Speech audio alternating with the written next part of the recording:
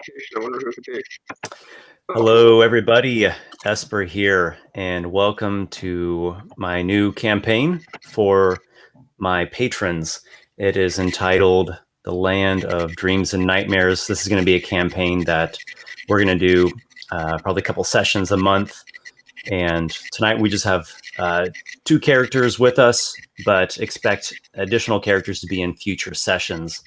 So let's just get things started off by introducing real quickly who you guys are. So just, if you would, please say your character's name, your race, and your class, and one interesting detail about your character. So first up, we have Adam. I'm Adam. I'm the guy partially responsible for the various House Sawath videos.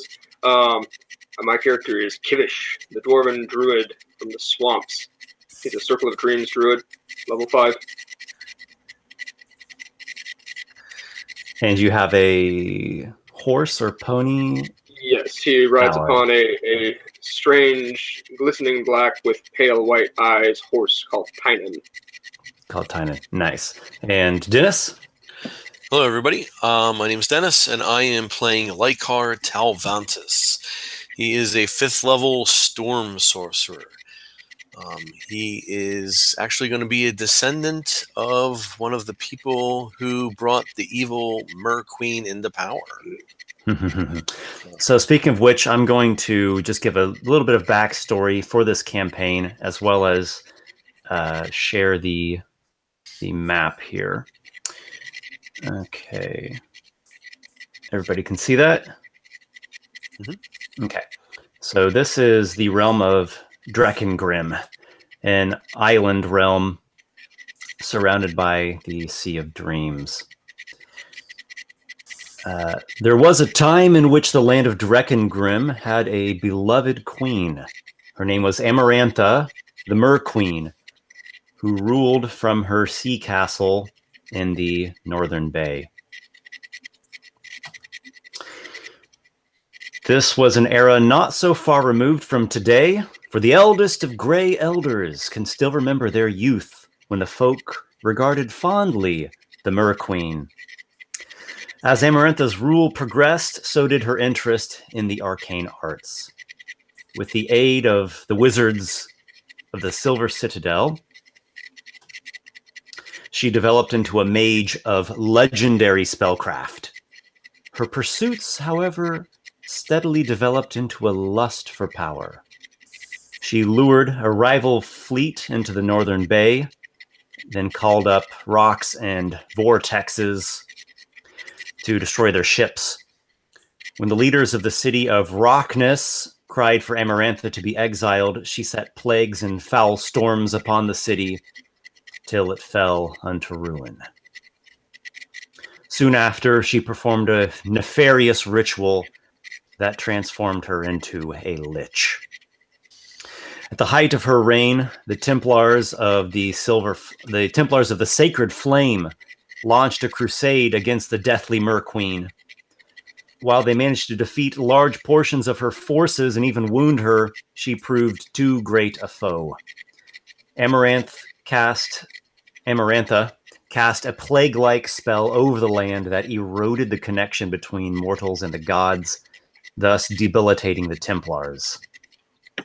It was at this moment that the Silver Citadel turned the tides.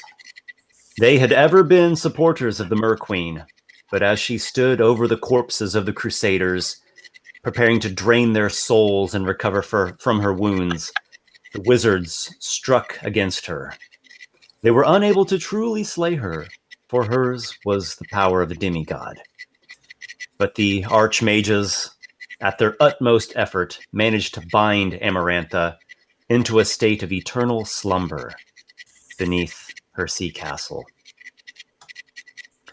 The outcome of the struggle left the whole of Drakengrim in a bizarre state.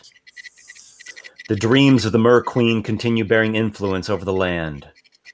Sometimes these forces are majestic, though more often they are horrors.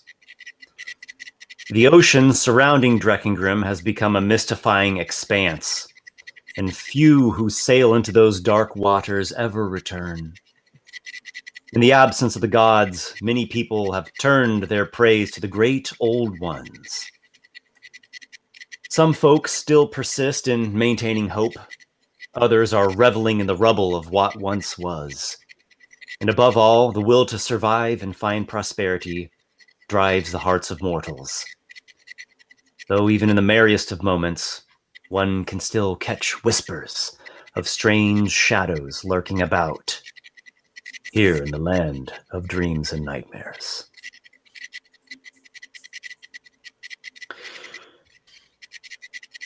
Adam, do you prefer even or odd? Well, people always say I'm a bit odd, so I'm going to go with that. Okay. If I roll an odd, this die is selecting you. If I roll an even, it is selecting... oh my gosh, it's not Kivish, it's Lykarr. So odd, Kivish, even Lykarr. Oh, got a natural 20 on my new Kraken die. Okay, so the two of you are adventurers. You have traveled together before on a few delves, and for the most part met with success. Your last delve was particularly difficult, though it was fruitful, and you have recouped at a roadside inn known as Crocus League, which is just north of the plains, fields, farming region that is one of the major areas of settlements in Dreckengrim. Lykarr, you, shortly after this this delve, you noticed a strange mark upon your body. It's just here, kind of in your torso section, mid-torso section, and at first it's just this dark splotch, and you thought, maybe you picked up some kind of fungus or something while you're in that last delve. However, your character is in a fitful nightmare, and in this dream, you see a dark rider chasing you under a starless sky. The rider draws closer and closer, attempting to take you away, to steal you off on its shadowy mount. And as it reaches for you, you fight back in your dream here. You draw your storm dagger. You start casting out bolts and arcane magic to defend yourself. The Dark Rider draws its weapon. It defeats you in combat, and spreading out from this mark on your body is this bewildering horror. And in this nightmare, you see yourself transformed into this foul monstrosity that is really beyond description. You awaken, and upon awakening, you find that this mark on your body has tripled in size and is even darker now. And you almost feel the skin there pulsing or crawling. This concerns you, I imagine. Absolutely. And you consult with your ally. You consult with any of whom you can trust here at this inn. The inn patron, there's a couple that owns it, and the woman's name is Hannah, and she tells you that someone had just passed through here that might be able to help you. There was an elf woman who is a healer and prophet. You've heard of her. She is renowned throughout this land as she travels around. Her name is Faenel Donnan. Faenel Donnan. She is said to work miracles of healing. She is a prophet of the return of the gods. Some think she's a lunatic. She's a bit controversial, but Hannah tells you that this will be your maybe your best chance of finding some cure for this affliction. Can you all see the map here? I can. Yeah. Are you able to see me still? You go in a window every time it comes up, but Okay, so I'm like a little guy down in the corner. or actually just a blank black screen. But Okay, no worries. No worries. The map's the important part. Okay, so as I mentioned, here are some of the major settlements: Somnerfield, Grenadoa, Osterwarden, down here in this kind of fertile expanse of Dreckengrim. So along the Starfall Road is here, this roadside inn, Crocus League. So here's where you are, or this is where you were rather just recently. And you were told to find this elven healer. She apparently just had passed through and is heading westward. She said she was heading for the Silver Citadel. So you all have hired a bit of transport. So as we begin here, as we zoom in on the action, you all are traveling with you're traveling on a wagon. Kivish, you might actually ride your horse, your pony. Is that right? Yeah. Okay. So it serves as your mount. Indeed, provided there's no boat. Okay. So there's a wagon company that you're with here. There are 3 characters of note. There is Ace. His name is Gior Ace Muletong, and Ace is the wagon driver here. He's well into his middle age, human. Along with him is his son, Burwolf Muletong. Burwolf is a strapping lad of, easily 20 years of age. And there is an elderly woman named Perla Smide. Perla is traveling with them to go visit her son, who is the bridge keeper here. Kivish, you made a good deal with Ace over drinking here, and he is going to allow you all to join with them and try to make good time and good stead along the miles of the Starfall Road here, seeking out this healer. He says he'll take you as far as the bridge. That's where their destination is. Perla's going to get off there, and he says after the bridge, he doesn't feel secure treading into this mountainous territory.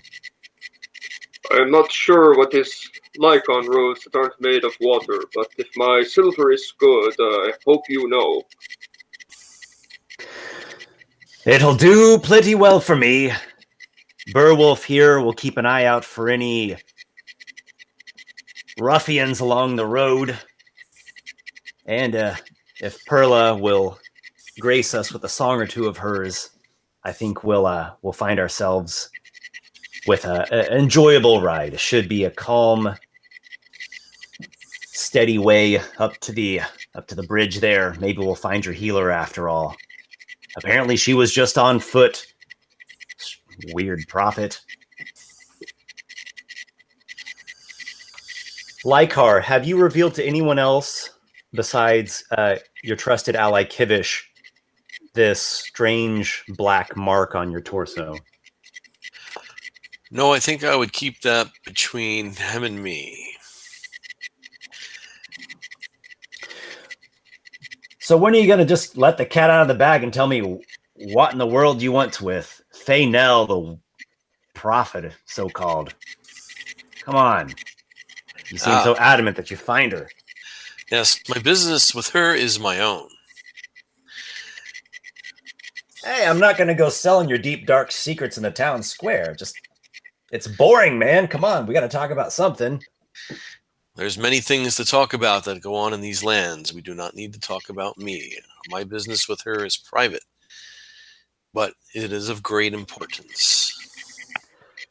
So Ace just kind of like huffs a bit. Burwolf, his son, kind of hand waves, and he's like, he's always like that, prying into everyone's business. So, hey, don't take it personally.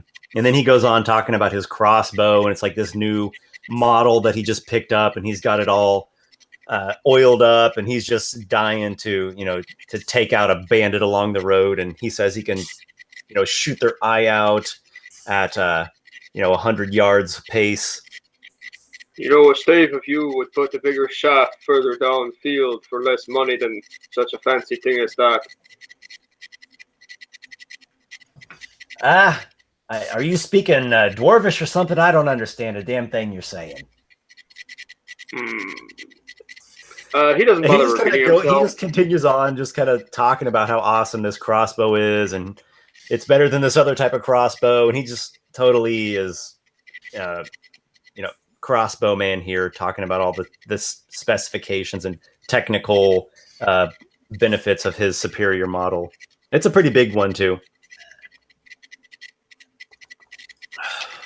A lot of guys can't even fire a crossbow like this, so break their shoulder. I've always heard crossbows are for those too weak of arm to pull back a mighty warbow. I can't ever understand anything with your dwarven accent. The father Ace says he's talking about some kind of dwarven bow. I don't know. I think you would know something about that. So they kind of blather on for a while. Perla, she's fairly mild-mannered, seems like a sweet grandma. You've traveled for the better part of the day. It's a gray, overcast day. Dusk is nearing, and as you've traveled, the elevation has slowly inclined upwards. And as you are rounding this ridge at the top, you hear as you're getting close to the top of the ridge, a rider comes galloping in the opposite direction. He's like wearing soldier's mail. He's got a helmet on. He's got like a tabard flowing behind him in the wind as he's speeding by.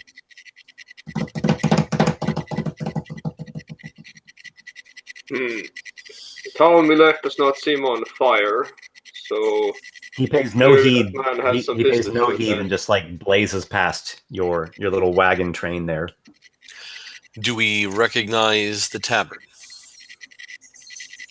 You do. It is of Fort Strang's Keep, which is actually the opposite direction. You would have passed that east of Crocus League, so it's the other way. He seems like one of the riders that patrols the road here. What the hell was he in a fuss about? Get on! So he Ace, prods the horses ever up this large sloping incline. Then, as you approach the crest of this great ridge, you hear sounds ahead of you, sounds of battle. You all look before you. There's a low expanse on the other side of this ridge. Long ago, it used to be farm fields. Nowadays, it's abandoned. It's just called Litchfield. And as you gaze from atop the crest of the ridge, you see a terrible battle underway. And it is particularly terrible as you notice one of the hosts is composed of dead things. Skeletal warriors, ghoulish, pale-skinned zombies.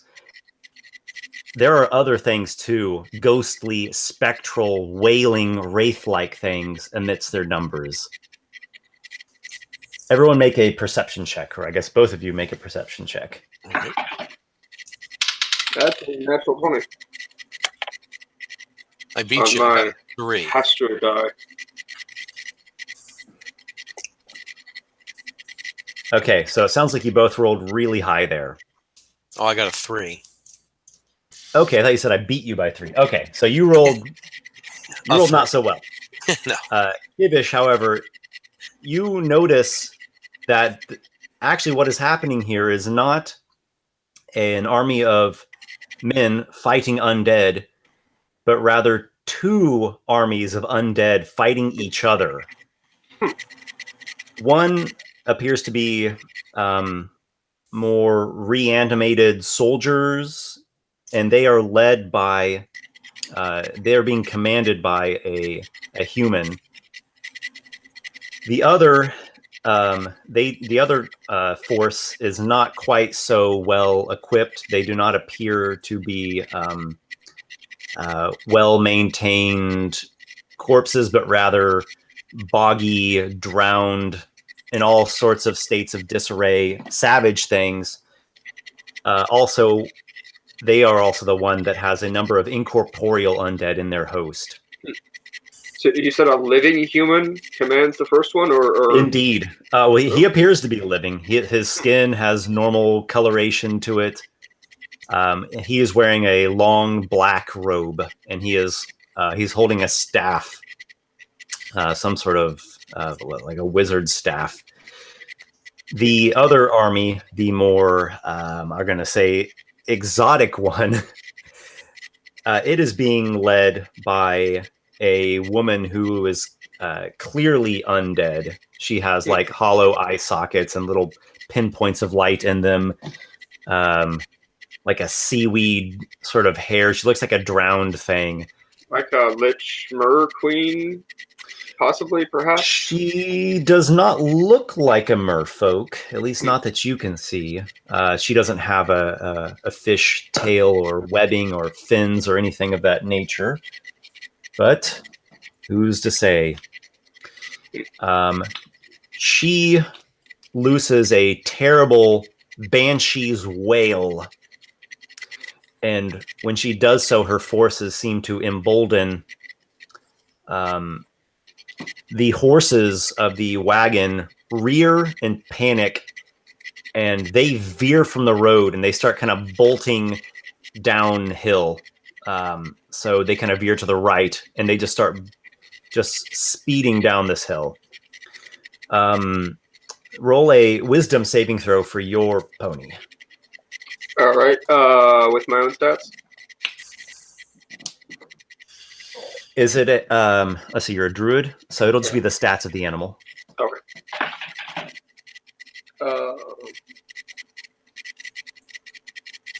Okay. Warhorse stats really quick. Roll was a 12 and a warhorse. No wisdoms.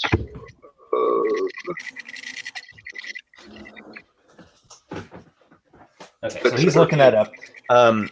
Lykarr. So you're on the wagon, and the horses they bolt.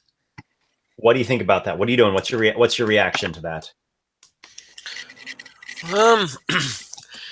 Would I be able to make possibly like a religion check or an arcana check to know what kind of undead that is? You didn't get a very good look. Your perception check was low. Okay. So you can't tell anything specific. Just skeletal, zombified, ghostly things all in a big clash. And apparently your friend is saying that there really aren't any living soldiers down there. It's two armies of undead clashing. Save the one rider. Well, I don't know if we want to be too involved with this mayhem. Sure. So maybe this like knowledge and sorting opinions out we'll get to in a second. Right now, you're on a wagon that's like bolting downhill with panicked horses. Okay. Well, so do you have any reaction to that happening? I'm going to try and hang on. Okay, you want to hang on? All right. Cool. Did you find the warhorse? Yeah, it's a 12, so 13 total. Plus 1. 13. Okay, so your horse, it kind of bucks and but it does not flee in panic. You see the wagon just like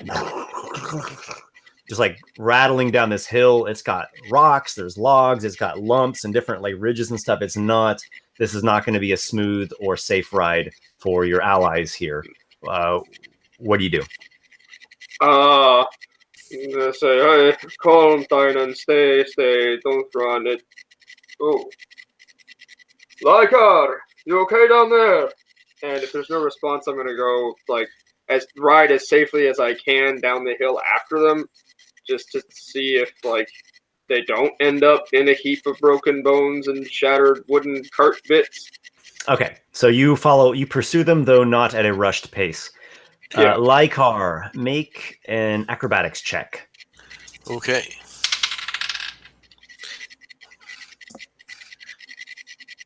Dexterity 12. 15. Okay, so this wagon with panicked horses is rolling at high speed down this slope, large slope. There's one particular part where you hit something and the whole wagon just like you'll feel like maybe you went into the air for a moment there. You hold on. Perla, like she flies out. She doesn't hold on. So she's back there, but I mean, there's nothing to do. It's descending at such a rapid pace. The two guys have held on. Kivish, you see the old woman fall. She goes kind of flying off. Looks like she had a real rough landing there. Do you stop for her? Do you keep going down, or something else? What do you think? Well, it depends on how close she lands to me. I obviously have less of a vested interest in her than in my actual traveling companion. But she's a natural creature that exists in this world, and I'd hate to see her leave it prematurely. So, does she look like she survived the landing, or like broke every bone in her body and there's no hope? She did not obviously explode into death and gory bits. All You right. were not sure as to her state. She's lying on the ground. All right, I'll check her out. All right, so you halt your Tynan. Yeah. Or you halt Tynan and go to tend to Perla. Okay, so back to the wagon here. This thing is continuing this plunge down the hillside. It finally comes to a sort of nasty halt as it crashes into a rock and overturns. Make another acrobatics check, unless you have something else that you know how to do. No, I think he's just hanging on for dear life at the moment. I wasn't sure. I was going to ask you how bad, if it's looking like it's going to like go over a cliff or something. All right. No cliffs, but you just smashed into something pretty solid. Well, I got the old 20. Excellent. All right. So the wagon crashes. One of the horses like screams and it falls over. It's obviously been injured badly. The whole wagon flips over. It rolls for a bit. A wheel goes, tumbling off to one side. Everyone just goes flying out. You manage to kind of hit the ground and roll with it, and other than a scuff or two, you're fine. Ace, however, is pinned under the wagon, and he is in great pain. Ah! He's clenching his teeth, like trying to hold in, screaming. Beowulf, his son, he fared decently well. He got kind of banged up a bit, kind of bruised, but he picks himself up and he's like, "Father!" And he's running over there to help Ace. What do you do? I will see if there is anything we can grab to use, like piece of the wagon, to use as leverage to try and help.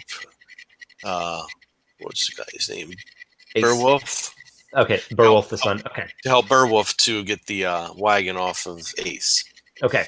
You see that two of the horses, due to damage and breakage, they actually like snapped free of their reins, and they just basically kept continue running.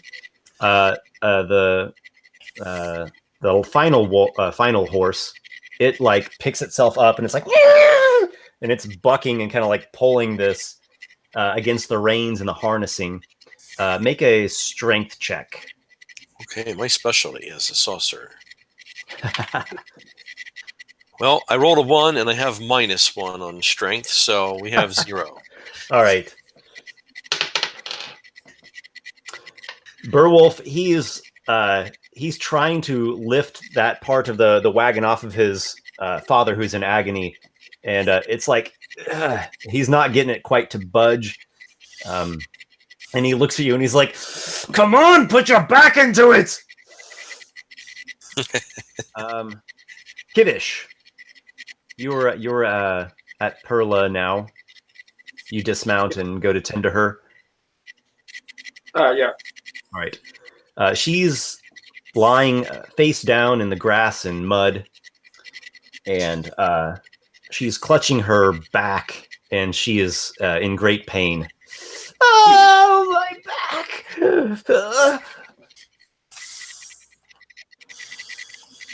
This sounds like a great time to apply a healing balm. And wait, I'm going too far. And by balm, I mean a balm of the summer court. Excellent. So you are going to treat her with some healing arts that you are trained in. Let's go back to Lykarr. Lykarr, you're there, shoulder to shoulder with, oh my gosh, Beowulf. Come on, give it your all. Would you like to try again on a strength check? All right, here we go. You rolled the same. 14. All right. This time you lift up the wagon a bit, and Ace, he drags himself out from under it. One of his legs is broken. So you finally set the wagon back down, and he's just there on the ground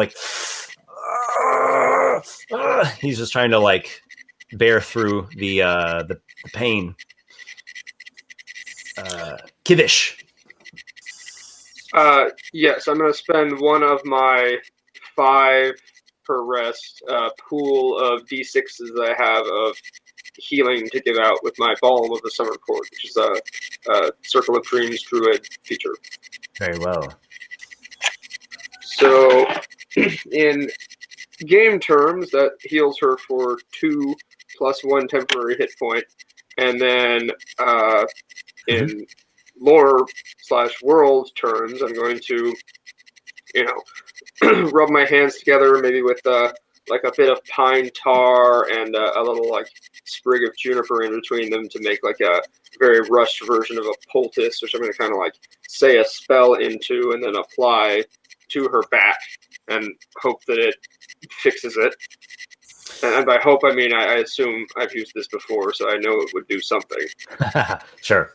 Oh, Dwarven Druid of the marshlands to the east, you apply your balm to her.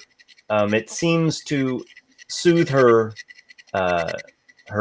pain to a degree, but the injury to her back is beyond this minor wonder that you have performed. You're able to get her onto her feet, but she's walking slowly and in pain, and also getting down the slope is, even in perfect condition, would be difficult for a woman of her age. And she's just clutching onto you as if she's gonna fall off of some terrible precipice. Don't let me fall. Lykarr. You see the man with the broken leg before you. Beowulf. He's doing his best to help his dad. He pulls out from the strewn contents of the wagon just some basic stuff, trying to make a splint for his father's leg there. Do you have any input in that situation? That's actually what I was going to advise him to do, is help splint his leg. So I'll aid him with that at the moment. And can we make a medicine check? Okay.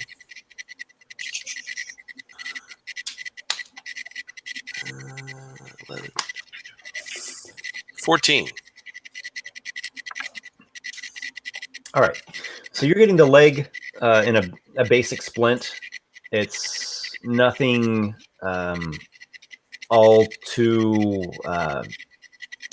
There isn't a lot of expertise to it. It's pretty quick and dirty, but it's hopefully it's going to help the man. Meanwhile, the druid is helping the elderly woman down the slope. They've got a little bit of a ways to go. Both of you make perception checks. All right. I get a 4 plus 6 is 10. Got 17. All right. Lykarr, you are the only one to notice this. But drawing close by is a group of 4 undead things. There are 3 what appear to be zombified people. One is a human, and one is a dwarf, and one is an elf. Their clothing is just totally ragged, pale, drooping skinned, rotting things. And behind them is a gaunt woman with ragged hair. She wears some bit of light armor, and she is bearing weapons as well. She appears to be a sort of undead warrior, and she is commanding these 3. And she looks at you all and says,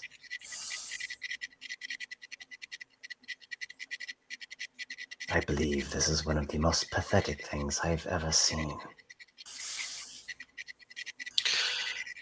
These undead, are they coming from the direction of the battle, or are they coming from a different direction? Roughly the direction of the battle. Okay. Well, Kivish, you're busy. You're like totally occupied helping this woman to not stumble over a lump in the ground and go plunging on her already nearly broken back. You're all right, miss. They say the difference between a dwarf and the mighty oak is that the oak is tall enough to fall over in a strong wind.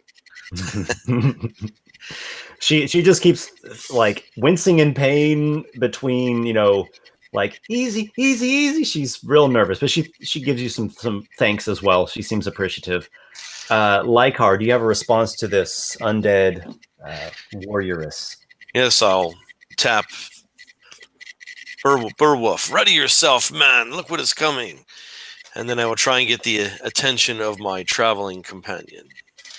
Okay, Beowulf looks up from where he's helping his father, and he sees these undead things approaching, and he goes immediately to the offensive. He's like, "My crossbow!" And he's like, "Ah!" And he's like loading the thing up and like cranking it, and he just goes totally gung-ho. So I don't know if that's what you were wanting to do. Oh, I didn't know what he was wanting to do, but this is what we're doing now. Roll initiative. You roll for initiative. If there was any hope for parlaying, this guy's about ready to blast it away. Well, does that include those who are still halfway up the hill? Yes. Okay. I have 14. I get a 10.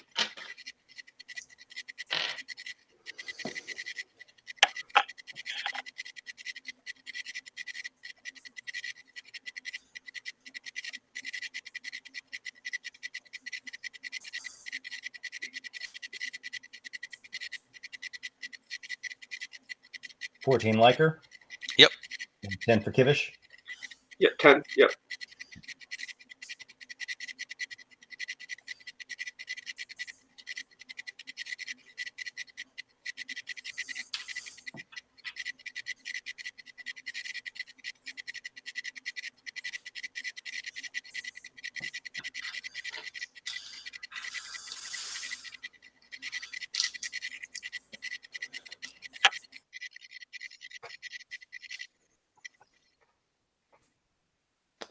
All right.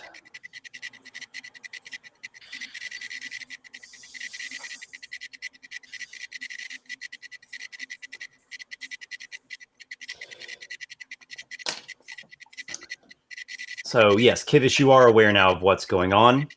Your allies are, they're shouting. There's quite a ruckus going on down there. And you see basically what's happening. You see like the overturned wagon. There's still one horse like struggling to get free. There are these 4 undead things approaching from this way. From the other side, they're your allies. So we'll get to you in a second. First up actually is eager Beowulf, and all he is like, dead things coming. I got my bow, my crossbow. I'm saving Dad, and he fires at the frontmost zombie.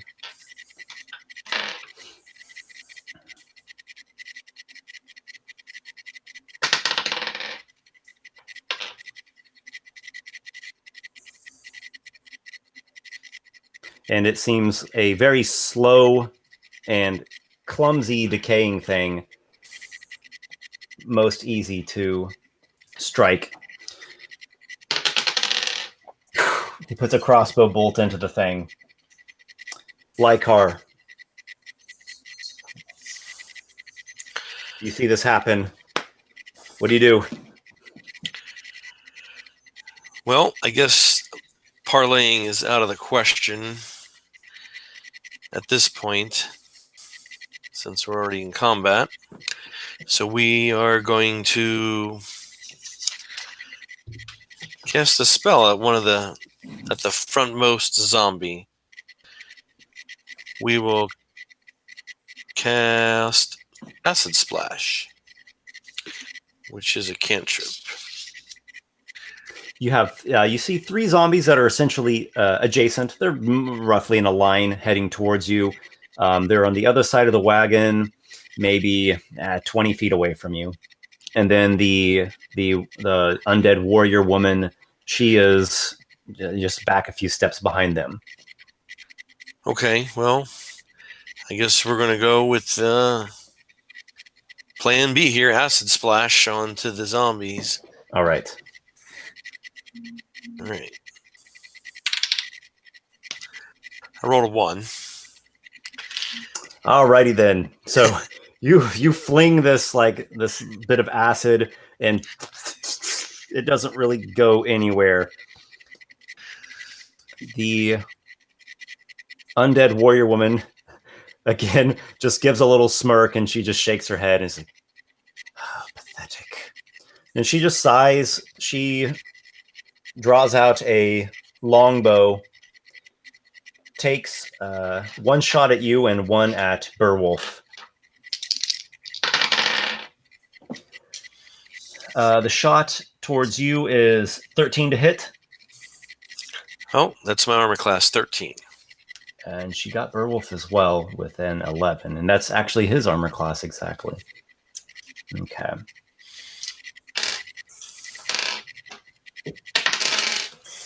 She deals 9 damage to you. And 4 to Beowulf.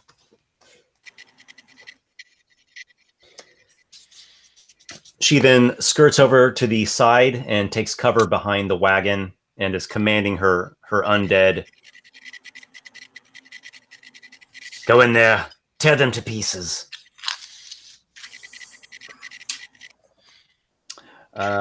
Kivish. All right. Well, seeing this unfold, I'm going to. Yes, you are up on the slope. You have 30 feet of slope left to get to the ground. All right. I'm going to turn to Perla and say, would you mind taking a rest here for a while? And I gently sit her down and make sure she's like sitting and not falling, and pull out my own longbow, knock an arrow, and loose it directly at the cheeky warrior lady who had the gall to take an arrow in the direction of my friends. She is currently behind the wagon. Do you have a way to reposition yourself? Can I just move sideways on the hill until I have a clear shot? So you can make an acrobatics check All right. If you succeed, you're gonna like dart down the hill at an angle and get into position to fire. If you fail, you're gonna not do that, and something else will happen. Right. Well, I'm decent at acrobatics, so let's hope I don't roll a 1. Okay. Okay, I got 7, so in total a 10. Okay. So you attempt to do this like maneuvering act. You fall, you trip, you kind of like fumble, and you fall over a little bit. Take 4 points of bludgeoning damage. Ouch. You have made it to the bottom of the slope, however. Yeah. Okay. The zombies now come from around the wagon and attack. So let's do... Give me 1 second here.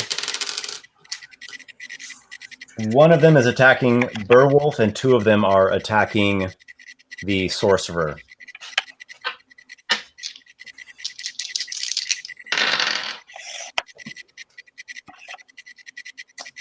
All right, 16 and 19. Okay, well, that both hits me. You take a total of 10 bludgeoning damage.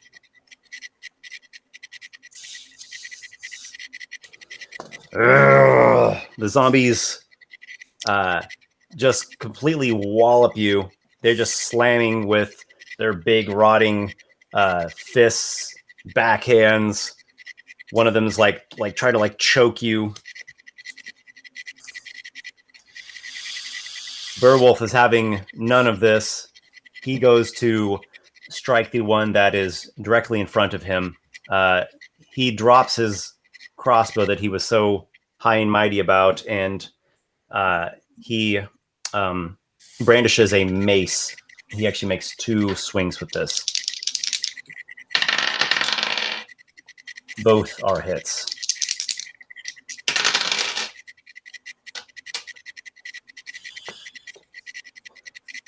So he cracks this zombie a couple times, but it is still it's still moving. It's still going. Lykarr. I'm not dying here on this field. You hear a voice from behind the wagon. Oh, but I think you are.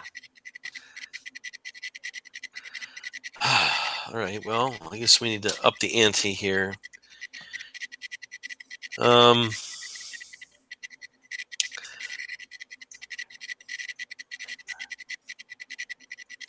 think I'm going to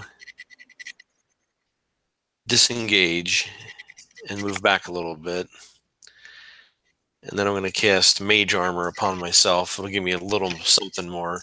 I don't know if I can position myself in a way as to be opposite of the archer, maybe with cover behind the wagon. Okay, so you currently have 2 zombies directly in front of you, like they just struck you. Okay. So if you move away from them, they will make opportunity attacks.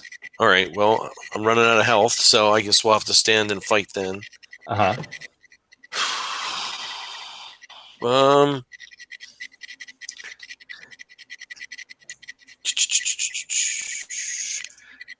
think I'm going to have to use my dagger and call out the old lightning storm on it here. Hopefully that'll... Hate to use that already, but it's going to be moot point here pretty quick, so... All right, so you maybe pivot and position yourself as best you can, and you hurl your dagger. It turns into a streaking bolt of lightning. So the 2 zombies that are immediately next to you both make dexterity saving throws, which does not seem to be their forte, by the way. Those are both failures.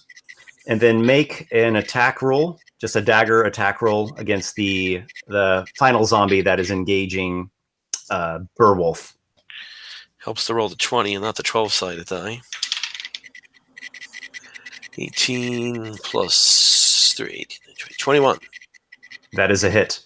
All right. So here's how this will work. Roll 4d6. Okay.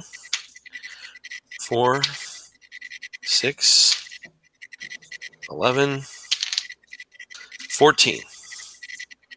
14 lightning. Yep.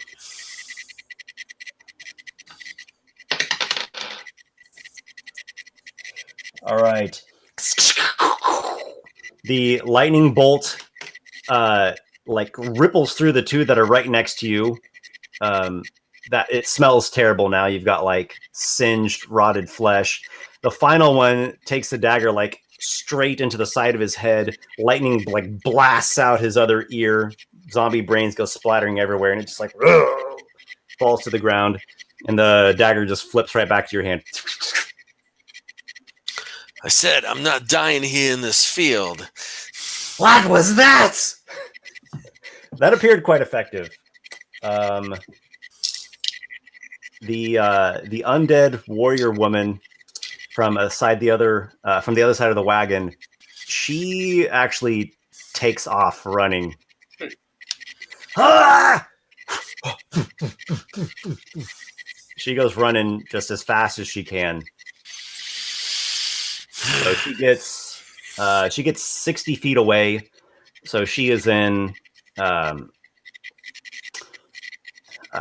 I'll give her half cover. She just from blockage of the hill and the gray haziness of the near dusk overcast day. But you can still see her decently well. She's about 70 feet away from you.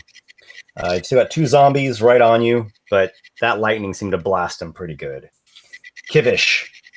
So You were lying at the base of the slope. Yeah. All right. Okay, so I'm still on the ground, and Get up and fight, man. When she ran, she didn't pass by me directly. No. Okay. All right.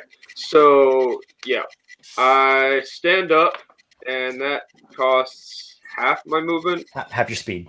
Yeah. Yeah. Okay. And so the remaining zombies are now how far away from me? We'll say they're 15 feet away from you. Okay, perfect. I take a step, so like 5 feet of movement, bringing me within 10 feet. Yep. And 10 feet's fun, because that means I can now, I'm going to do some gesticulating and some incantating, some verbal and some somatic components, and cast Earth Tremor to cause a tremor on the ground within range, causing each creature within that range, so the zombies, to make a dexterity saving throw, or be knocked prone with some bludgeoning damage. Mm-hmm. And as for your sorcerer ally? I guess he's in range as well. Yeah, that's true. Are you still going through with that spell, or are you going to change it to a different one? In my haste, yes. I hope he makes a save. Okay. The zombies have a 11 and a 14 on dexterity saving throws. My spell save DC is a 14. Okay, one zombie failed. So that would do 3 bludgeoning damage and knock it prone. All right. A zombie grunts and falls over. The other one holds its footing. Okay, so I'm rolling a dexterity saving throw. Okay. 13 plus 3, 16. I don't feel bad now. All right. Lykarr remains nimble at his feet. The zombies, just mindless, essentially dead war drudges, continue their assault as if they know none the better. Lykarr. We got a 9 to hit and a 15 to hit. The 15 hits. Okay. 6 bludgeon damage.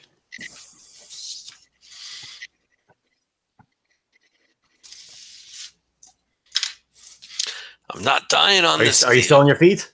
Yeah, I have 37 total, so I'm down. So this zombie just like slams you something fierce.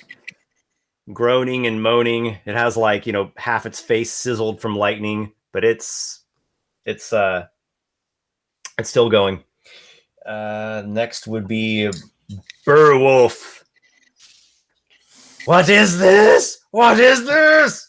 And he just like dives in there with his mace, like, "Roar!" And he will attack the closest zombie to him.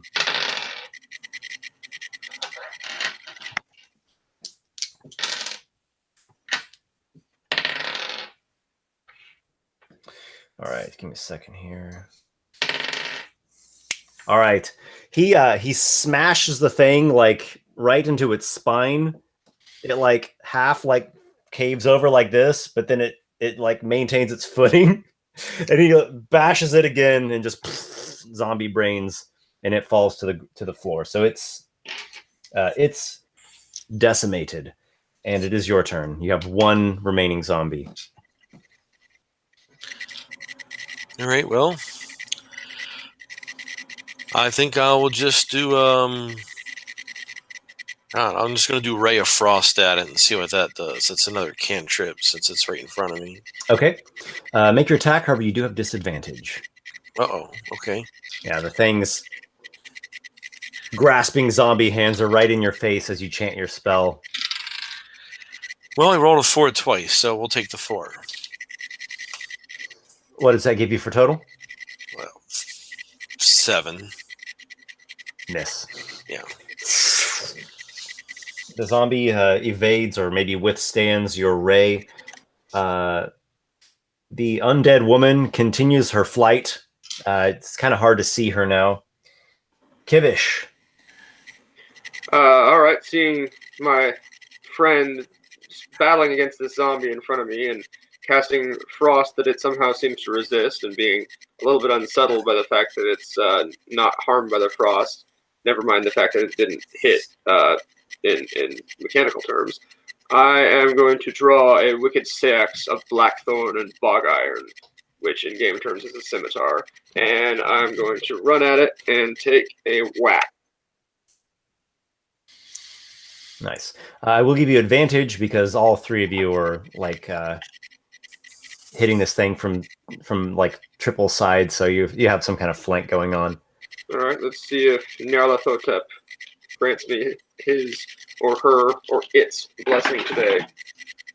Well, that's a 20, so yes, it did. Critical hit. Yep. Excellent. You sever the zombie's head from its body. It groans its last, and it falls and lays still forevermore. Metal. Return to the long night of no dreams. Came from foul thing. I come from a swamp. I smelled nicer things than you on a daily basis. What is this? What is this? Says Beowulf. He's kind of freaking out. He seems like he's kind of losing it a little bit.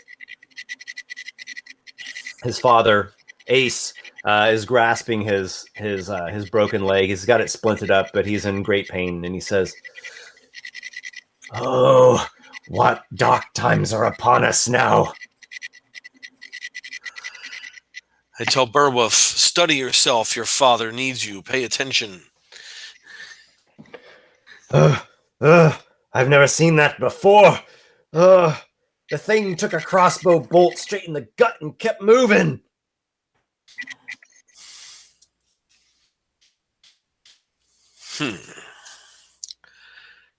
There is a final bucking horse. Does anyone care about that?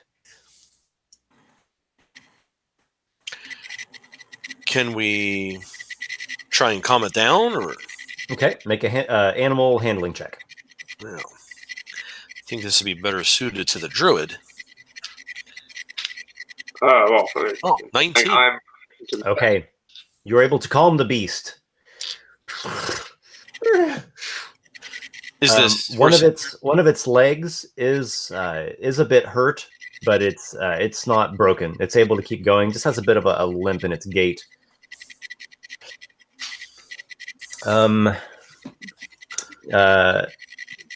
Beowulf says, We need to get my father back to the inn. He's wounded. His leg is broken.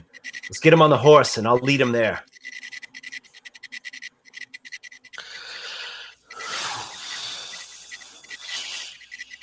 Don't leave me alone up here. I'm gonna. I was just thinking about that.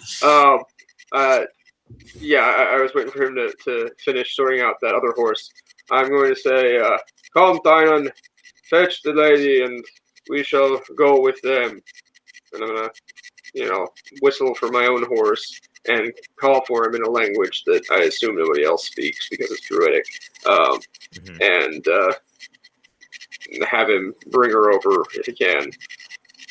All right, your tar-colored horse gingerly makes her way down the slope. Perla, however, continues to,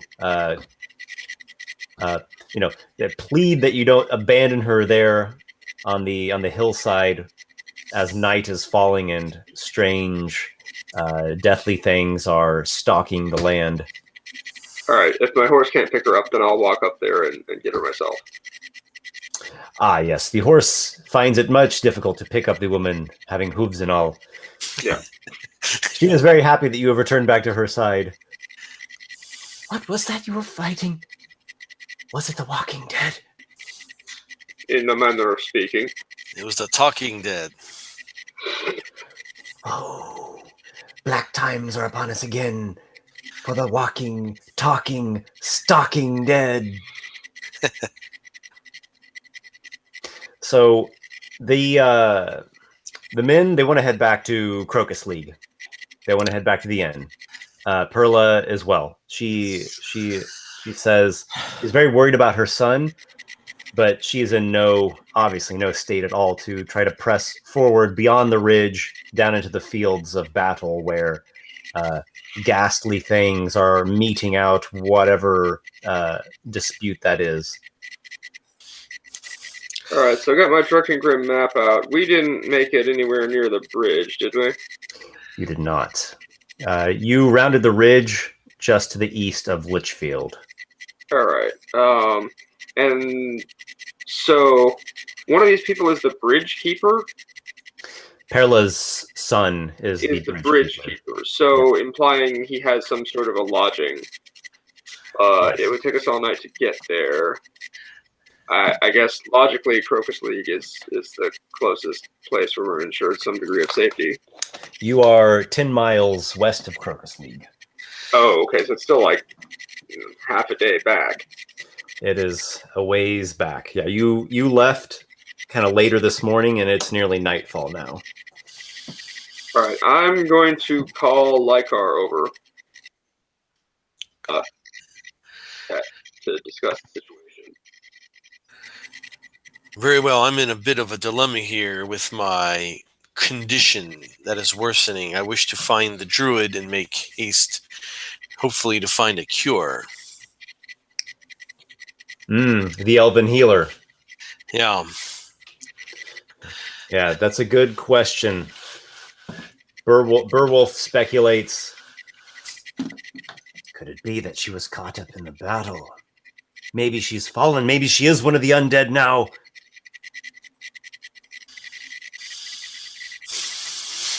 So I'm going to say to Lykarr. Perla says, I hope that she is well. I have spoken with her one time, and she seemed to be a pure-hearted one.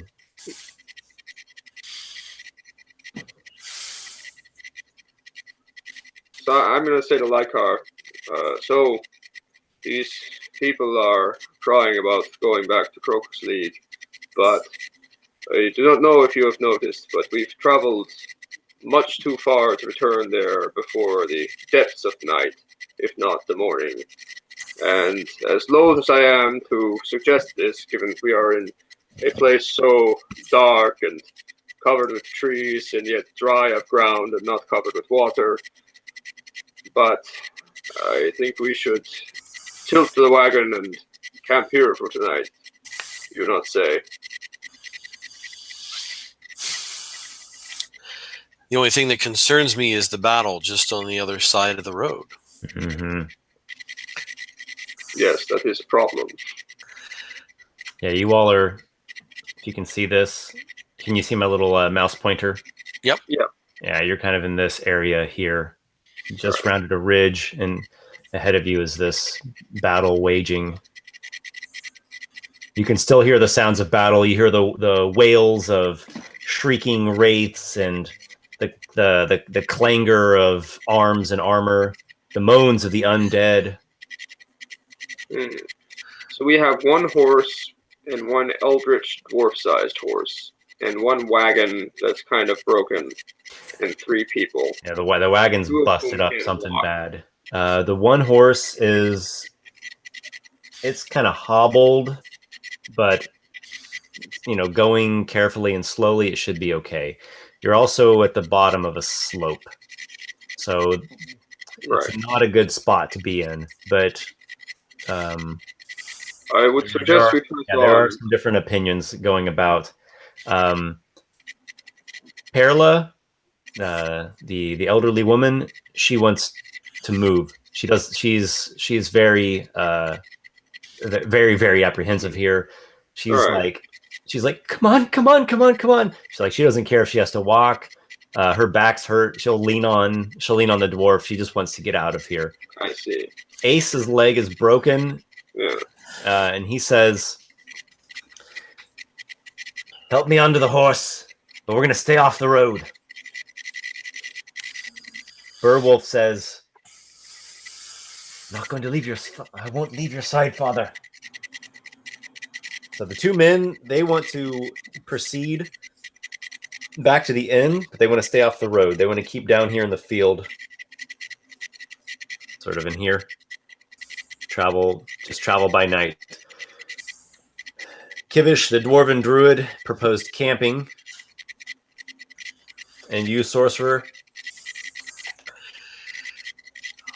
Well, I'm torn because, like I said, of my parents' growing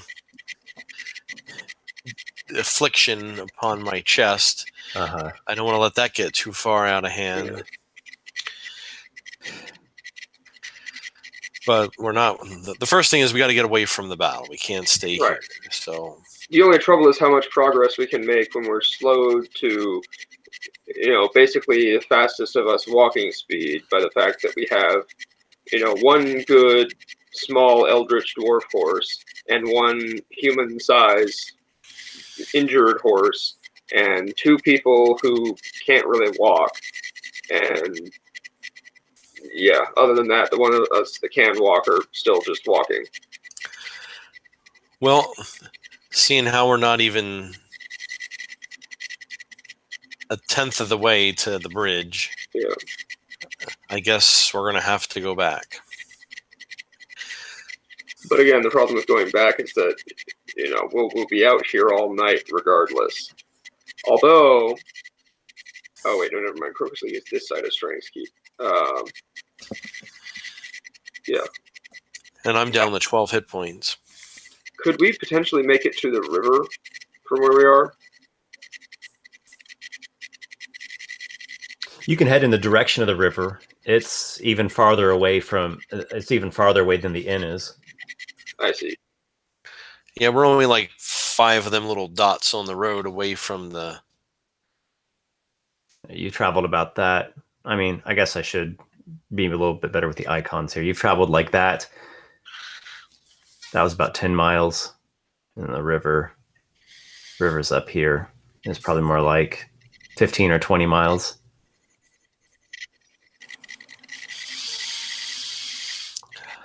All right, so the general consensus is to return back to the inn.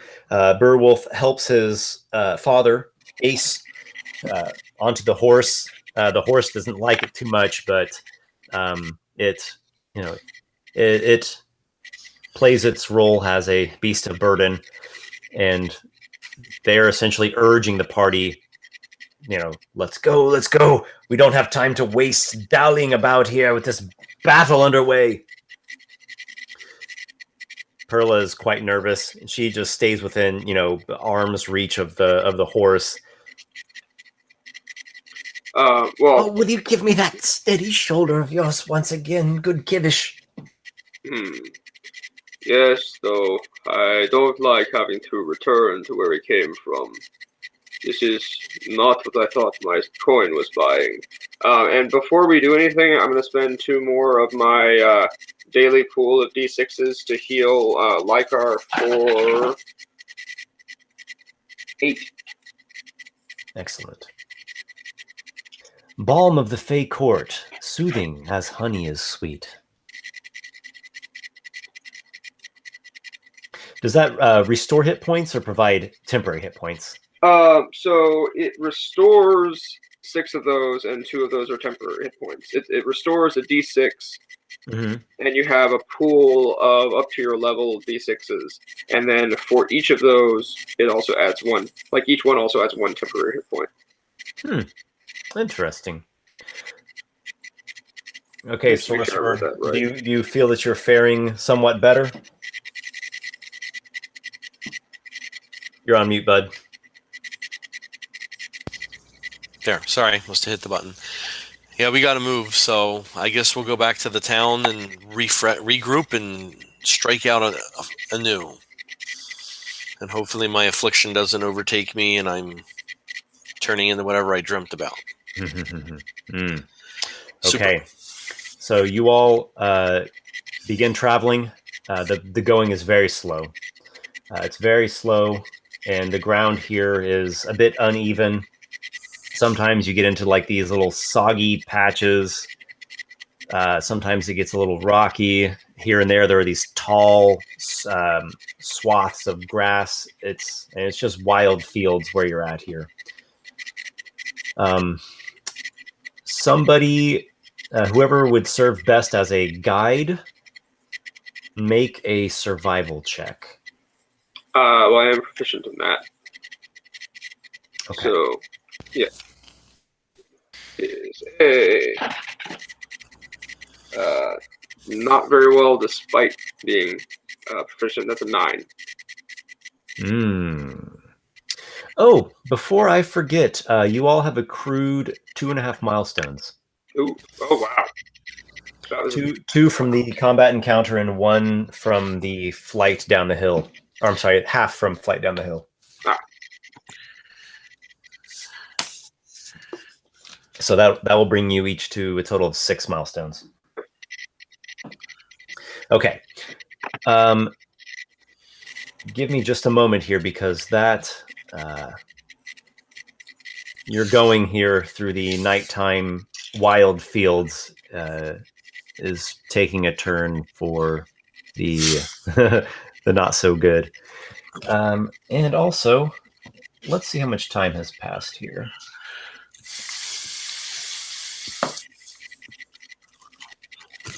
Okay. I'm picturing like the old Zelda, like nighttime wandering around music, like from Ocarina of Time. When you're in the middle of the field, and you know those flaming skeleton things are going to show up out of nowhere all the time. Can you hum that tune for us? No, I don't remember it. I remember the. It does feel a little bit odd playing D&D without music. Yeah. I'm so used to that.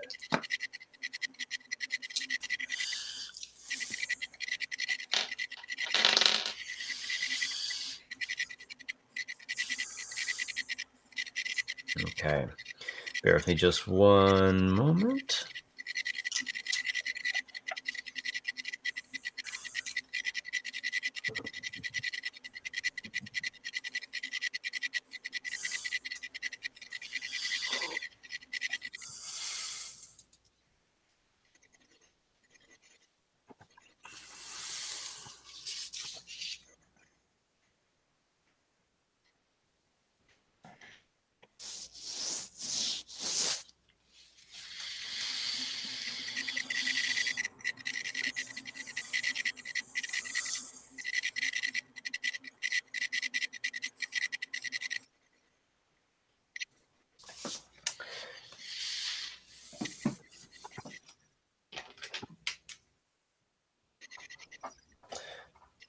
Okay.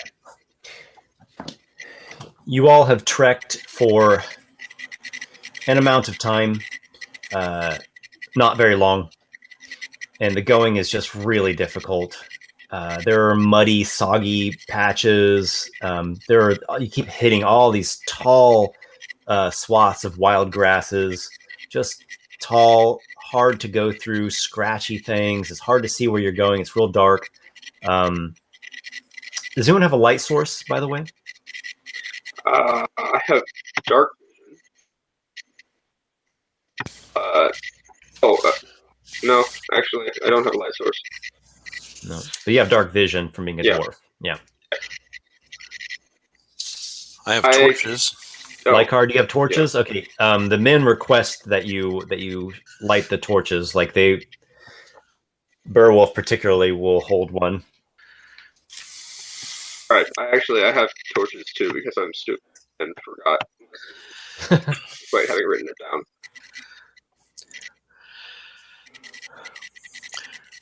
Oh, very well. I'll get a torch out and light it and hand it to him. And thinking to myself, could this possibly be going any more wrong? Yes. Yes, it could. Great. If the going's that rough, maybe we should angle back for the road. Be back on the road. Mm-hmm. Yeah, there's probably going to be some debates about going back onto the road. I mean, if we can just put a little bit of distance between ourselves and the battle. All right, so how many torches do we have lit and going here? Well, I gave the one to Beowulf. Beowulf, okay. All right, so he's probably been carrying one this whole time. Kivish, do you light up a torch? Not unless Perla insists, because I think it might mess with my dark vision in character. Okay, so you guys are going by one with a light of one torch? Less likely to attract stuff that way. Okay. Ay. One torch, 5 torches. Dwarf of Dark Vision, make a perception check. All right. Nyarlathotep, give me another 20. Not quite, but that's a 17 plus 6 is a 23.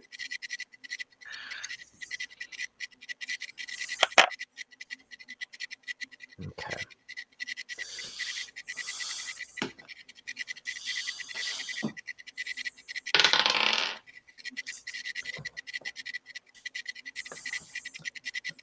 Up ahead, there is a very low ridge of grasses, rocks, and a few small trees. Just little trees, bushes, some rocks, some grasses. Just a little ridge. Just a little, maybe goes up 10 feet at its climax. And you notice hiding there is a person, and they have a longbow in hand. And they're like slowly pulling an arrow out of a quiver, and they're looking right in your direction. So this will be 60 feet of dark vision, right? Yeah. So this is like right at your edge of what you can see at 60 feet away. All right, I'm gonna hold up a hand to stop the people and say, "Who goes there?" All right, you halt your allies and you shout out to this mysterious bowman on the low ridge ahead.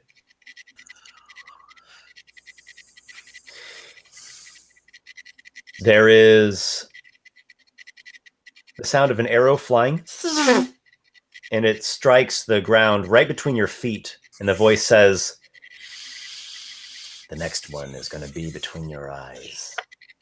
You should not have come here." Ah, but I did anyway. Yes, and it seems like you are... You can back up and you can leave, or you can perish. Is it the same voice of the undead fighter? Nope. No. Okay. That she had a dry, raspy, and she was female. A dry, raspy, womanly voice. This one is a gravelly. What languages do you speak? I speak Common, Dwarven, Druidic, and Sylvan. I got Common, Elvish, Draconic, Primordial, and Giant. Okay, you hear an elven accent, a gravelly male elven voice.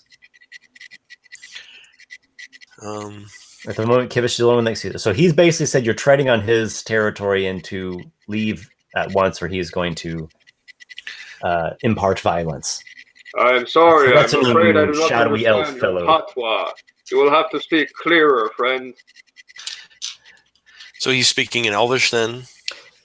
Nope, he's speaking in common, but you noticed an elvish accent. Oh, okay.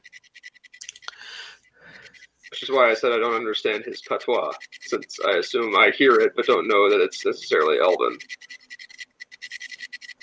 All right, so you refuse to back up. Yeah. Okay, roll for initiative. All right. I thought he might talk a little more. Okay, I get a 16. I got a 5.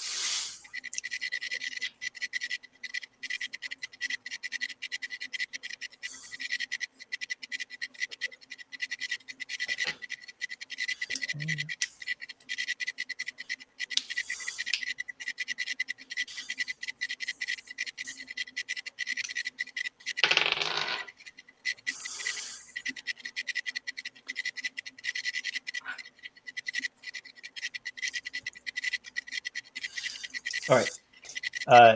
Kivish, this hiding elven archer fellow seems to have no patience at all, and you see him like knock an arrow, and he's getting ready to fire again. But you get the jump on him. All right. So he's a good way away. 60 feet. Yeah, 60 feet. He's got some cover. Right. Being a druid, my spells don't really have that kind of range. But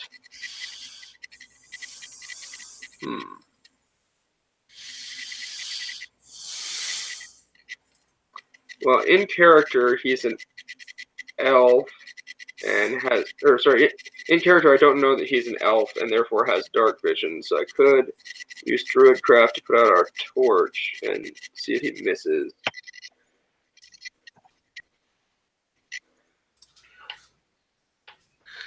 Shed some light on the situation. All right, Kivish is uncertain. He delays. Oh, well, wait. I'm going to cast Moonbeam. Moonbeam? All right. Yeah.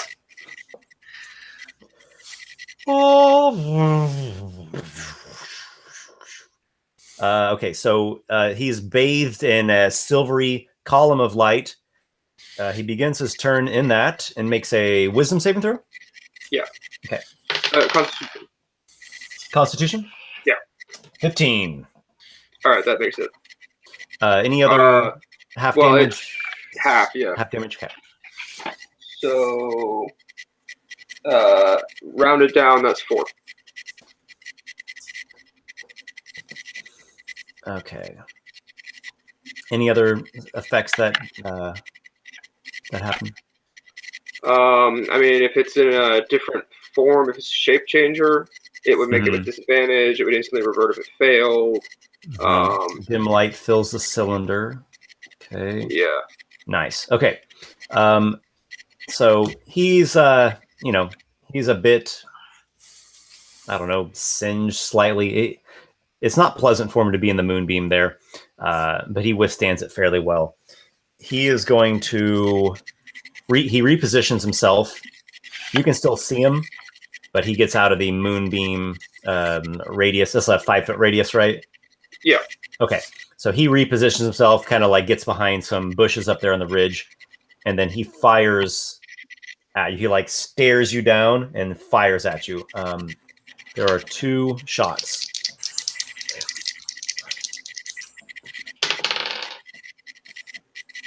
$11 to hit, 23 to hit.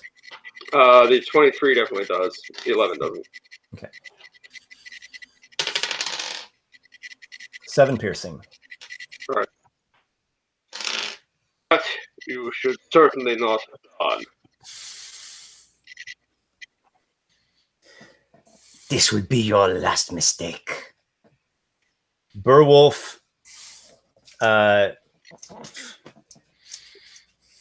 he takes cover. Let's see, he's got his torch.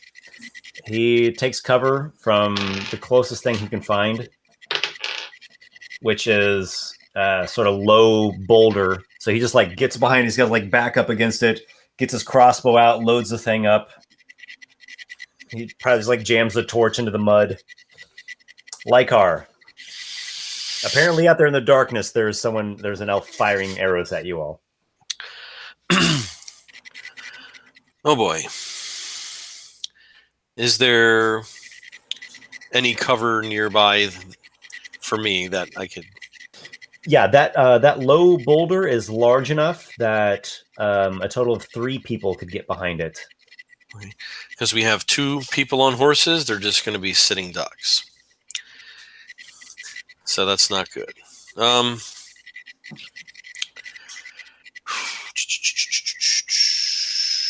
guess I will cast...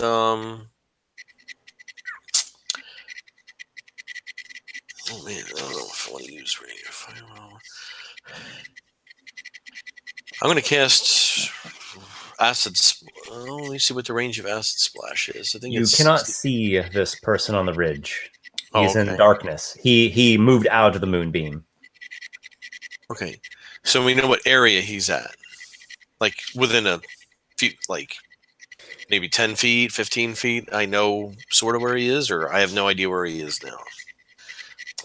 You might be able to somewhat make out the general shape of this ridge ahead. It's 60 feet away, but it's just like black shapes with black shapes is all you see in this overcast night. Very well. I'm going to cast invisibility on myself. The sorcerer disappears into thin air. Now I'm going to try and advance. Okay, so you reposition yourself, advancing forward. Yeah. Do you go at your full speed or like a quiet half speed? I will go. I will try and make my best speed, however, being quiet because Okay. I don't want to be. The ground is also largely difficult as well here, so maybe you get like 15 or 20 feet ahead. We'll say 20 feet. Sound good to you? Okay. Okay. Kivish. So what's the nearest cover to me? That low boulder that Beowulf crouched behind. All right, I'm going, and I can still see him. Yeah, the elven All right, bowman. I am going. He's to got move- like a bush in front of him, but you can see like Yeah. his ear and his part of his head and maybe part of his All right. shoulder. All right, I'm going to move my moonbeam over him and Okay. duck behind that boulder with my shield up. Okay. His Constitution save is 18. All right, that'll do it. Well, half. So rounding down, that ooh wow, double odds. So that's half of 10 is 5. Wait, no, half of 20 is 10. What am I talking about? Excellent. Great spell. Double caster symbols. Nice. The elven archer grunts from the searing silvery moonbeam. He does not like this tactic that you're deploying. He is going to fire a couple more arrows at you.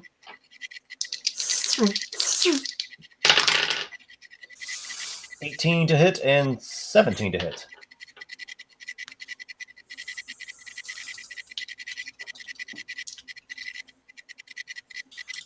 Both get you? Does he Me? have any cover? Both get you? What team and what other team? 17 and 18. Yeah. Oh wait, no, sorry, not with the shield. With the shield. Wait, no, I still only 16. Never mind. They're both hit. No cover from the rock he went behind? Yeah, though that I would wonder about that. Oh, I totally forgot about the boulder. Okay, scratch that. He fires at... So in that case, he fired at Beowulf. Isn't he behind the rock too? Oh my gosh. All right, in that case, he fired at Ace. Oh, Ace. Ace is atop a partially hobbled horse. And he is now struck with 2 arrows. He falls off of the horse into the mud and grasses. No! no! Shouts Beowulf.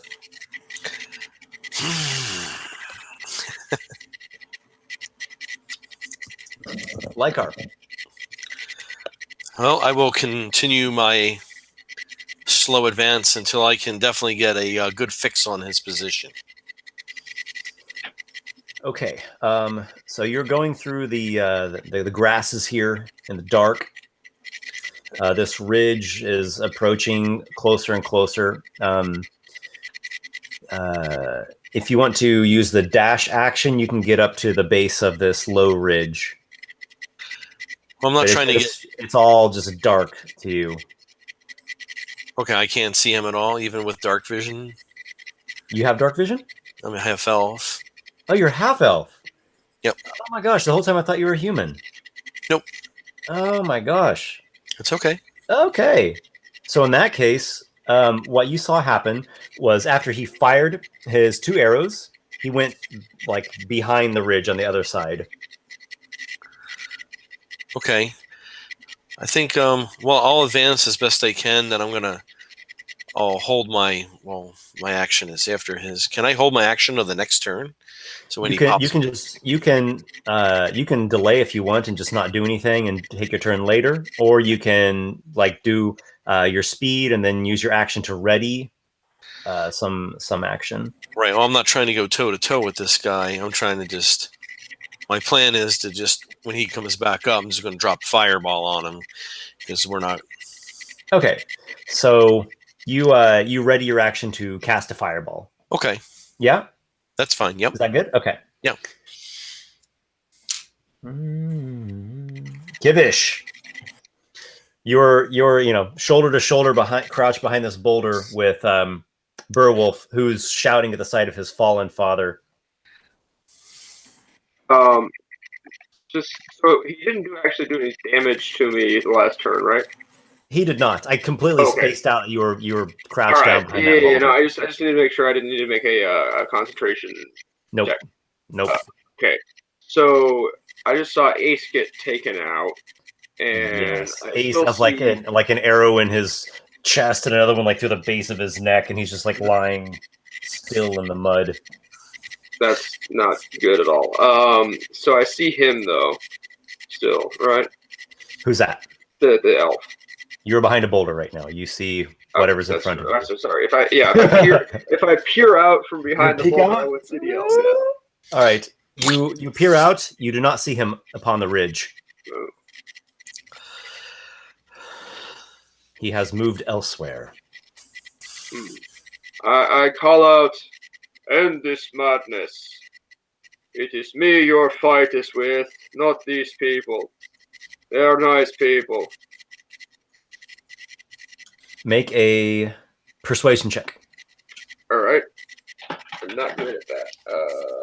That's going to be either an 8 or a 9.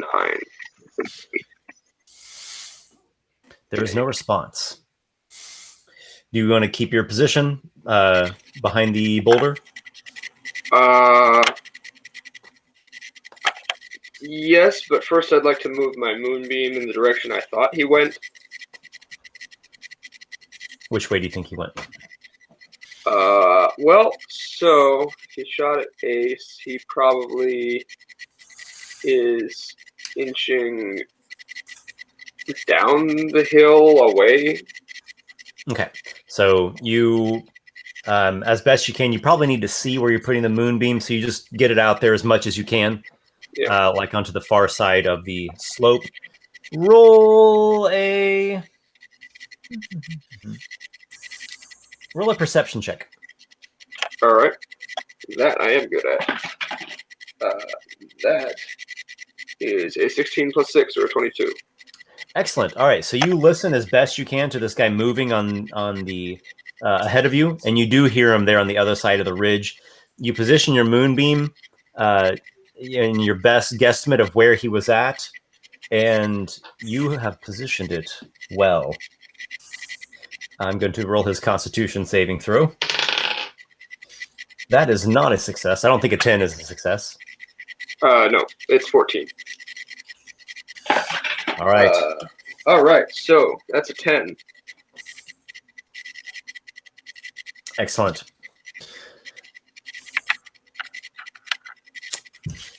You hear more movement. It seems like he's repositioning himself, and then he gets real quiet. That's what you hear. Beowulf's got his crossbow reloaded. He's like cursing and swearing and spitting under his breath. He gets up, like, perched up there, like kind of like laid out at the top of the boulder's edge, and just like waiting for this guy to show himself. And he's like, swearing, swearing to, what was this strange elder one you were saying, Natharlotep? Yeah, he's picked it up from you, and he's like,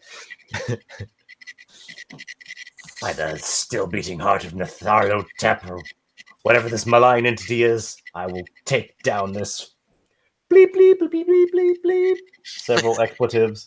Lykarr, you're at the base of the ridge. Okay, he hasn't shown himself yet. He has not. And you see your allies. Moonbeam is like basically like about to pass the crest of the ridge, almost out of sight. Well, I will advance up the hill then. Okay. If I can't see him. Sure. And what you can do is you can just keep moving. You can move to the top of the hill and look around. If you're not using your action to actively use a perception, I just roll his stealth against your passive perception.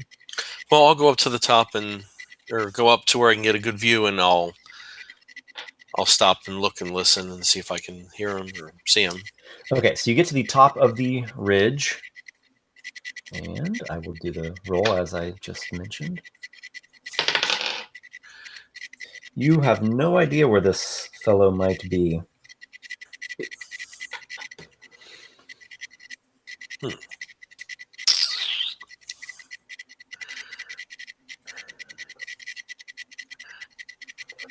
Well, ready another fireball. Keep moving. You can spend your action to make a perception check. Yeah, I think I'm going to have to make a perception check. Okay. To see if I can. Perception is wisdom, so 18. You take a good moment there, scan the area. You don't notice him.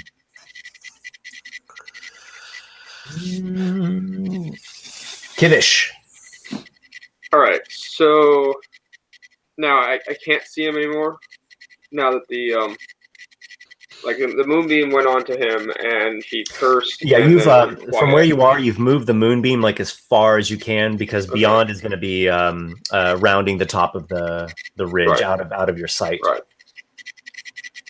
All right, and I can't you heard see him him anymore. move even farther away, and then it got quiet. He posted up somewhere. All right. Well, I'm going to do something inadvisable and spring from cover and dash in that direction. Do you? Does Druid ignore difficult terrain? I know. I know Ranger does. It might be a different circle. It might be Circle of the Land that ignores difficult terrain. Let me check. I'm an Outlander. I'm not sure if the background has a feature. No, that doesn't. All right. Let's see. Yeah, I don't think the. At all. Maybe a Circle of the Land does. But yeah. No worries. I know Ranger does. All right, so you start pressing through ahead. It's kind of slow going.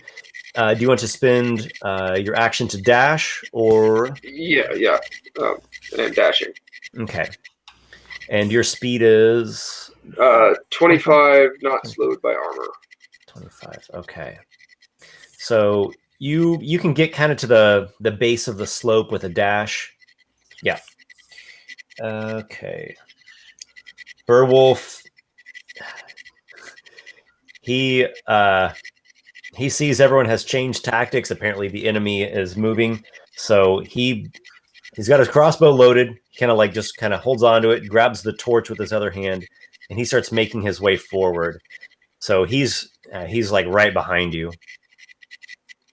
Actually, he's a little bit faster than you. So he actually gets a few steps in front of you, and he's like bound and determined to find this bastard rat, elven marauder, Lykarr. So I'm on the top of the hill now. Mm-hmm. Correct. Mm-hmm. Well, I guess I'm going to kind of go over the hill and start scanning for him. I guess I'll have to do another perception check, see if I can, unless he's in plain sight. Sure. So you continue down the other side. It's a low ridge here. It's not anything big by any means. And you start heading down. There's like maybe a little gravelly bit where you can skirt through, and the grasses aren't high and too hindering of your movement. You're looking around. And there are lots of bushes, tall grasses, some other small ridges, some small trees.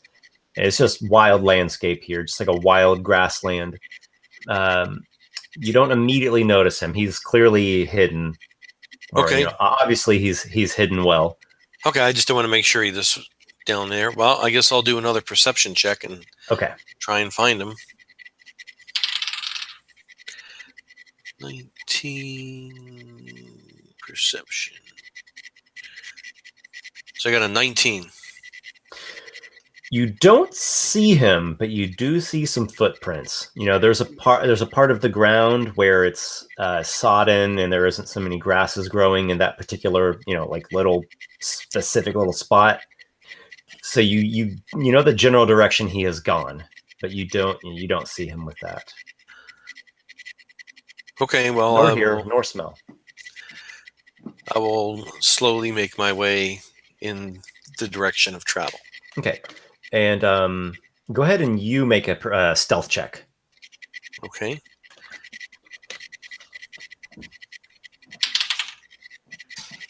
Eight plus 3 plus 8. 14. Okay. So you can't move anymore, but you do know the direction he's gone in. Where are we at? Kivish. All right, so yeah, I'm gonna basically keep running as far as I can unless I see him. Although I am going to talk to Burwolf and say, "Don't be rash. We take him alive if possible."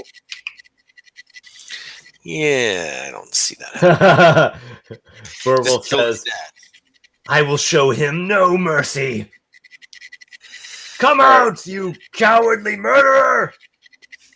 Come out!" Burwolf's like losing it. He's witnessed undead, trying to drain his life, and his father's just been murdered by a wild elf. He's at the frayed ends of sanity here. You rather. Yep. Tell me more. What do you do? You've rounded the crest. Yeah. You're like stomping down the other side. Has he come into view? Who? The hiding guy? View? Yeah.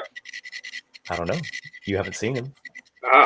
So if I don't immediately see him, I would like to, take a look around and see if I can indeed perceive him. All right, make a perception check. All right. That is an 8 plus 6 is a 14. No, you do not notice this one. Where, oh, where might he have gone? He must have one of them elven Lord of the Rings cloaks like they had in that when they hid under their little cloak in the boulder. He might, or he might have just rolled a good stealth check. Yeah. You do see the footprints, though, the same ones right. that I had mentioned before. So you do. He's like, kind of, 2 o'clock. So I am also proficient in survival. Would that give me anything? I'm sorry? I am also proficient in survival. Would that give me anything? So hold on the survival check, and then we might use it when you get back to your next turn. All right. The perception thing was your action, though. Yeah. Okay. I don't think you're actually going to need the survival check because you're about ready to find him again right now. Uh-oh. Is Moonbeam hanging out up there atop the ridge? Yes. It's been how many turns since I cast it? 5. 5. All right, so I think it's got a few left. Yeah, it's a minute. Okay. That's All right, duration. cool. From the like a shadowy bush flies another pair of arrows. This is catching you unaware here. Uh-oh. Uh-oh. I do have my shield. Okay, you've got a shield strapped to your arm. And then what else do you have? A druid totem or a scimitar or something? Yeah. In my other hand, yeah. Mm-hmm. Scimitar? Yep. Okay, nice.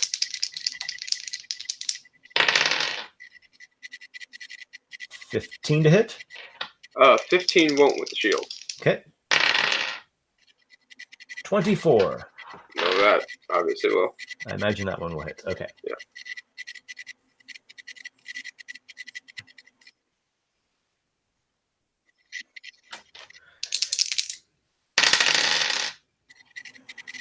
$11 piercing damage. Oof.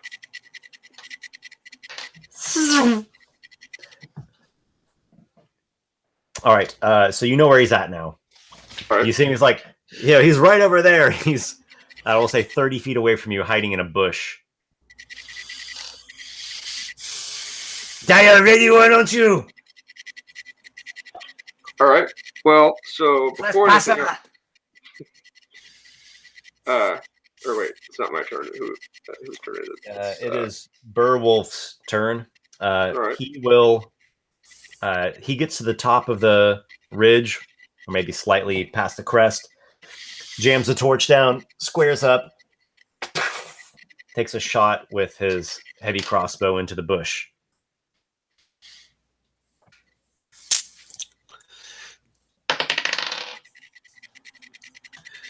Critical hit.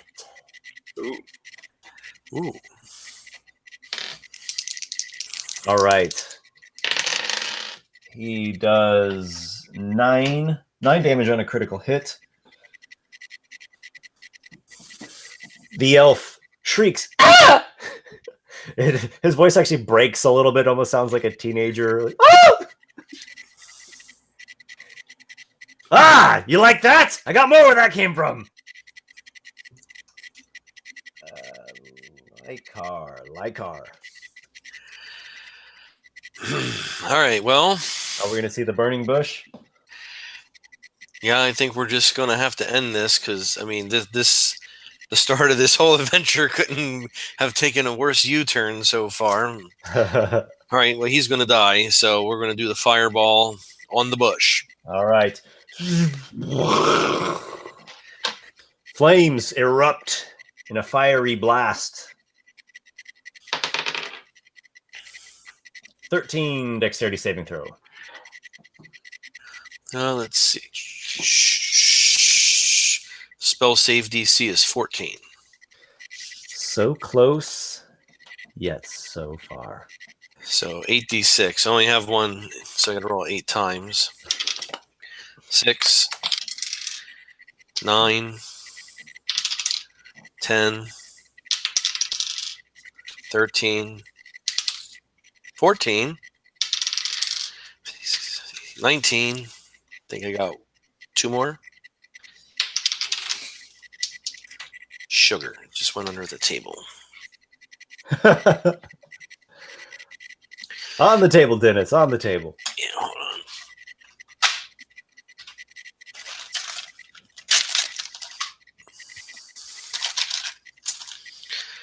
So that was 19, 25, and 32 was total damage. You hear yet another shriek of pain. The bush catches on fire. Ah! Ah! No more! No more! No more! Ah! You seem to have roasted this guy pretty good. He's not. It seems like he's still alive in there. He must be a pretty hearty fellow.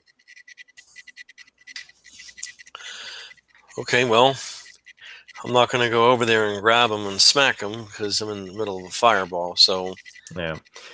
You do reappear, I should say. Yeah. Okay. Kivish, you have seen a fireball streak from thin air, and then your friend appear. Dude. Do you have a follow-up to that? I mean, I've known him for a little while. I figured he's capable of something like that. And You might have seen him pull out a trick or two before. I palm a piece of obsidian and rub it a little bit, and I call out to the elf guy, "Do you yield? Will you end this farce?" I yield! I yield! All right, I put the piece of obsidian back in my belt pouch, and I approach cautiously. Well, you're going to have to as contend you are with. approaching cautiously, Beowulf says, "There's no yielding," and he takes a shot from his crossbow.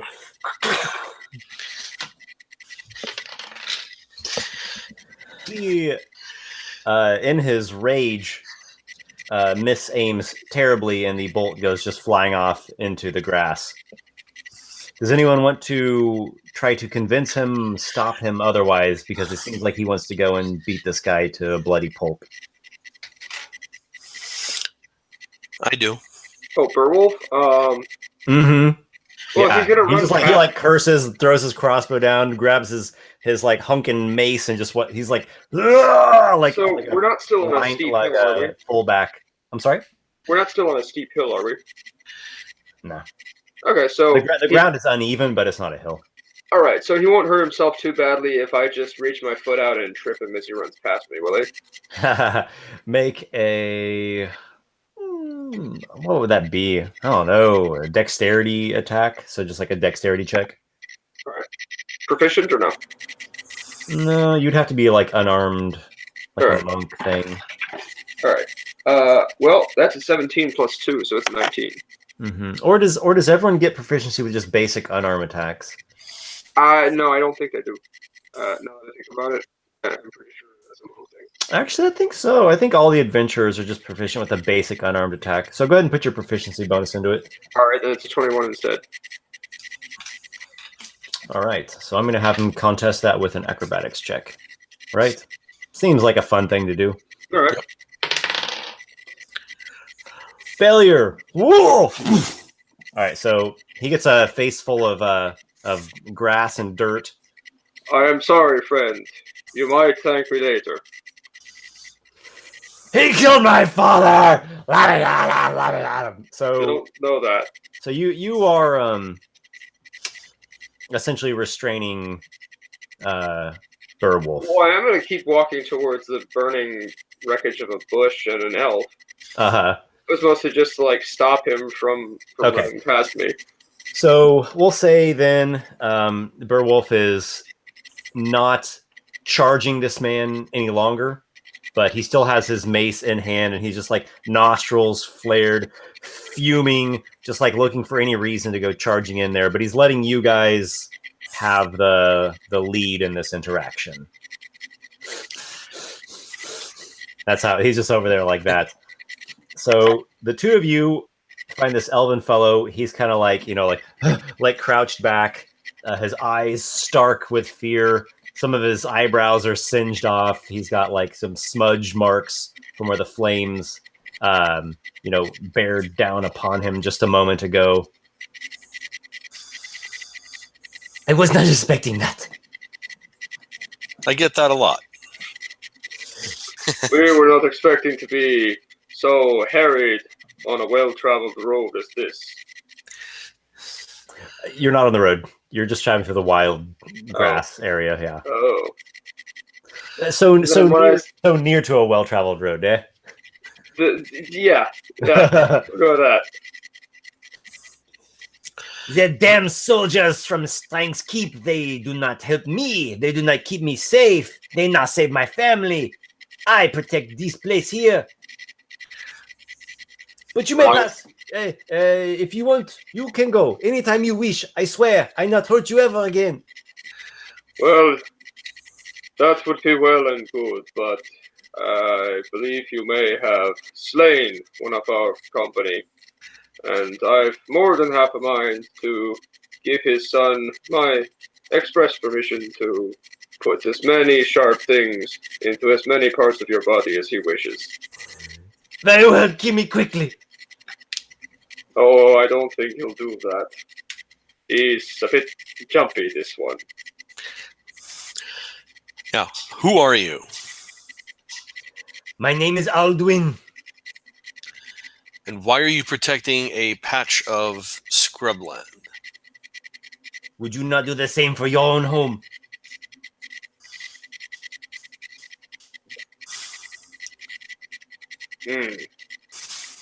You speak true, strange one. Though I would not need to protect my home. Most who venture in there don't come out alive anyway. So, I would not expect different. If you want to kill me, then kill me. Do not play with me like a rat. Again, it is not I who wish to see your life ended. It is... Let me at him! Let me at him! Yeah.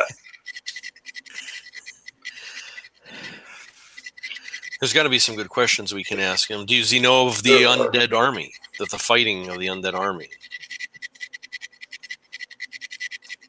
Of the battle? He says, I have slain skeletal walkers before. Is this the thing you tell? There was a large battle. How far back are we? Several miles?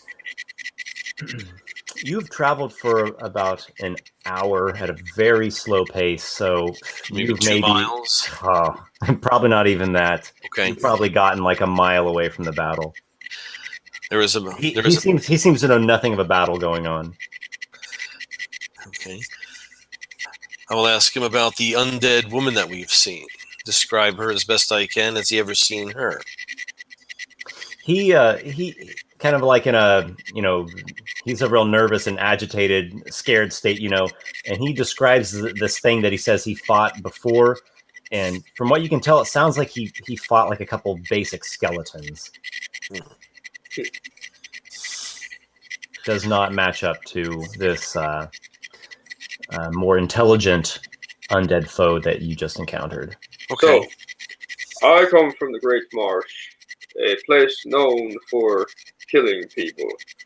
But I do not know, in all the most dreaded horrors that lurk in the water, I do not know of the dead who don't stay that way.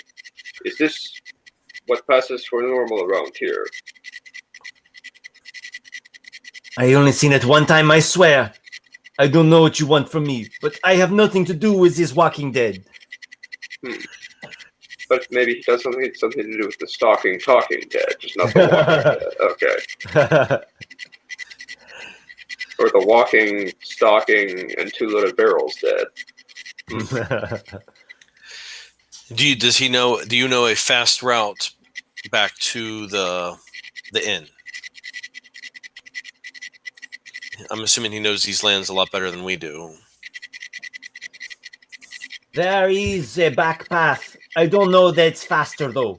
I think the road is the fast.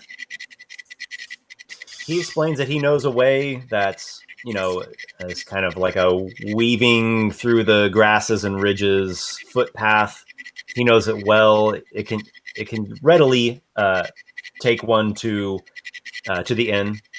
Now, it's not just like a straight road like the Starfall.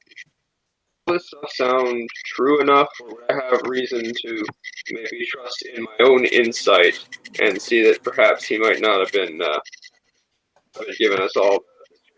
I'm just trying to put one over on us. All right. That's not great. That's +3, but it's still only a 12. He seems to be speaking the truth. All right. I mean, I figured as much, but you never know. Never can be too careful around elves. Those weird. Enough of this! Beowulf again comes charging in with his mace.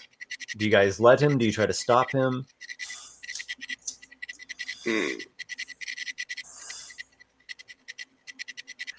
The elf did kill his father.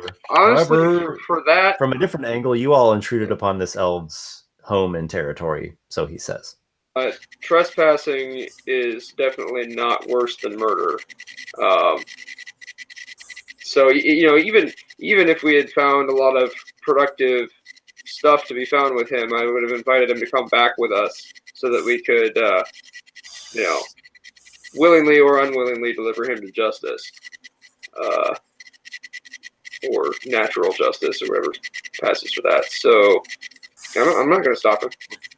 Nope. All right. Beowulf charges in there with his mace, just like cracks the guy up his head, and he falls to the ground. Beowulf gives him another couple of whacks to make sure, and it's over pretty quick and brutally. Beowulf just falls onto his knees, and he proceeds to go into a blubbering state of grieving over the loss of his father. I would like to search the body. You grieve. I'll search for loot. I will award each of you a milestone. That's for just one guy. I'm sorry? Isn't one milestone that's an average encounter? You were kind of breaking up there. I couldn't make it out. One milestone is an average encounter? Yep. Oh, okay. All right. Yeah, but I had to burn all my big spells.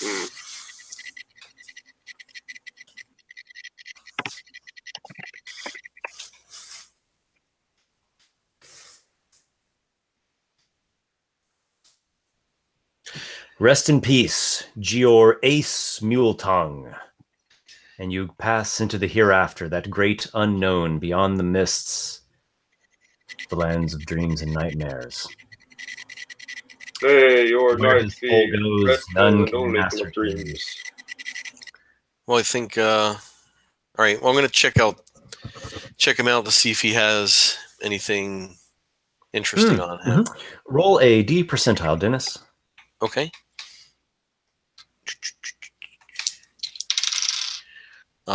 66. Excellent. Firstly, he wears a suit of elven leather armor. It's a nice, thick, reinforced leather armor, good quality. He also has a longbow, short sword, quiver, basic belt pouch with what you might expect, stuff for starting a fire, and some bit of rations, water skin. You also find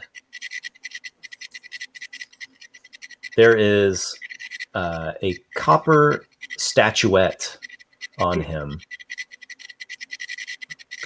It's about that. I can see it. About that big. Are you guys liking my lighting effects that I'm doing here? Yeah, it's pretty cool. All right. There we go. About 3 inches? Yeah, 3-4 inches, about yay big. Statuette made of copper, pretty well made. And it looks like a humanoid shape with these large antler things growing out of its head. And instead of a typical human mouth, it has almost like a snout. I would like to pick that up and pull out of my pouch a nymph carving a rosewood with freshwater pearls for eyes, by which I mean my druidic focus, and sort of feel their weights next to each other and examine the two.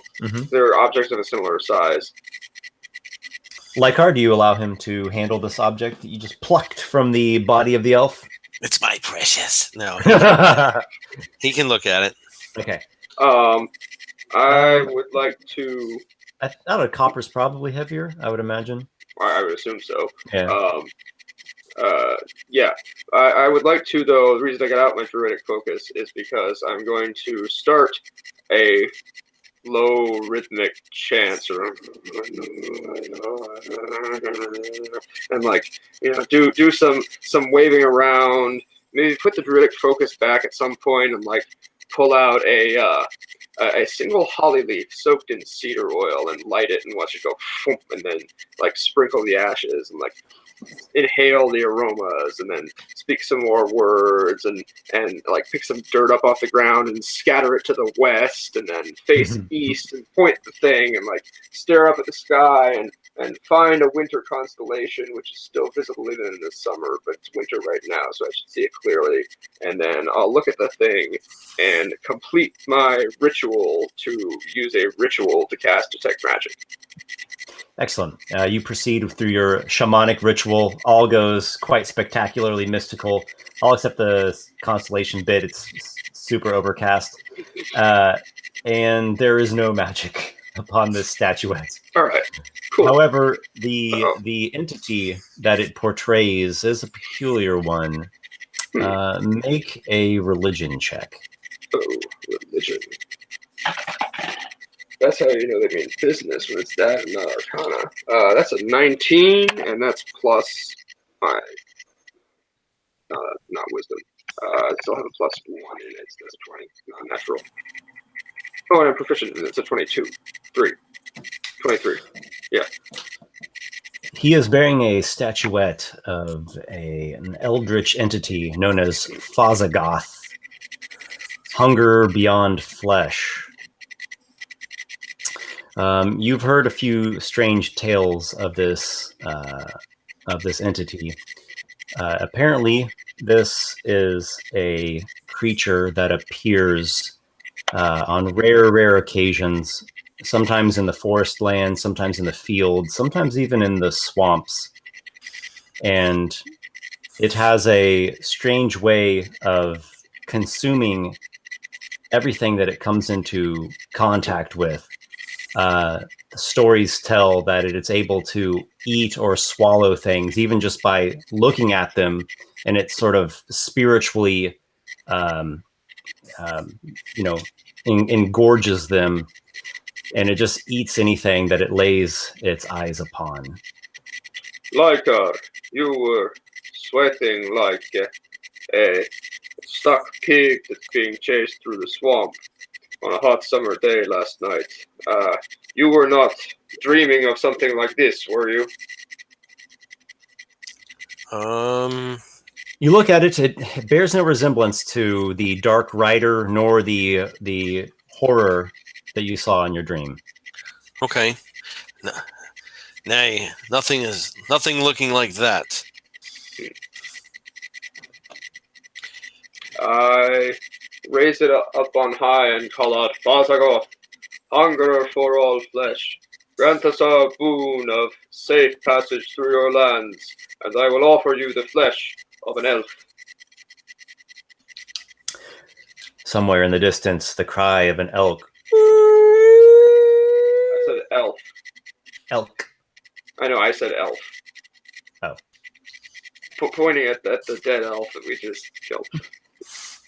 But that's interesting. That's the response. Or it's just an elk.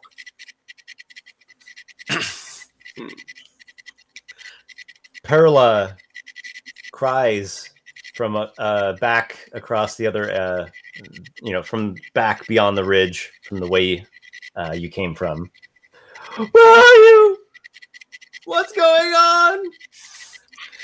And you realize that she's alone in the dark with a dead man. Oh no, she has the Tynan, the tar warhorse with her. And the hobbled horse. We need to get moving. So there you go. She's not alone in the dark with a dead man. She's with a strange shadow horse and a hurt horse. Question is, how soon do I think we'll get back to the inn? And the answer is not so long from now that I can't I can't not afford to use a wild shape, although she might freak out even more.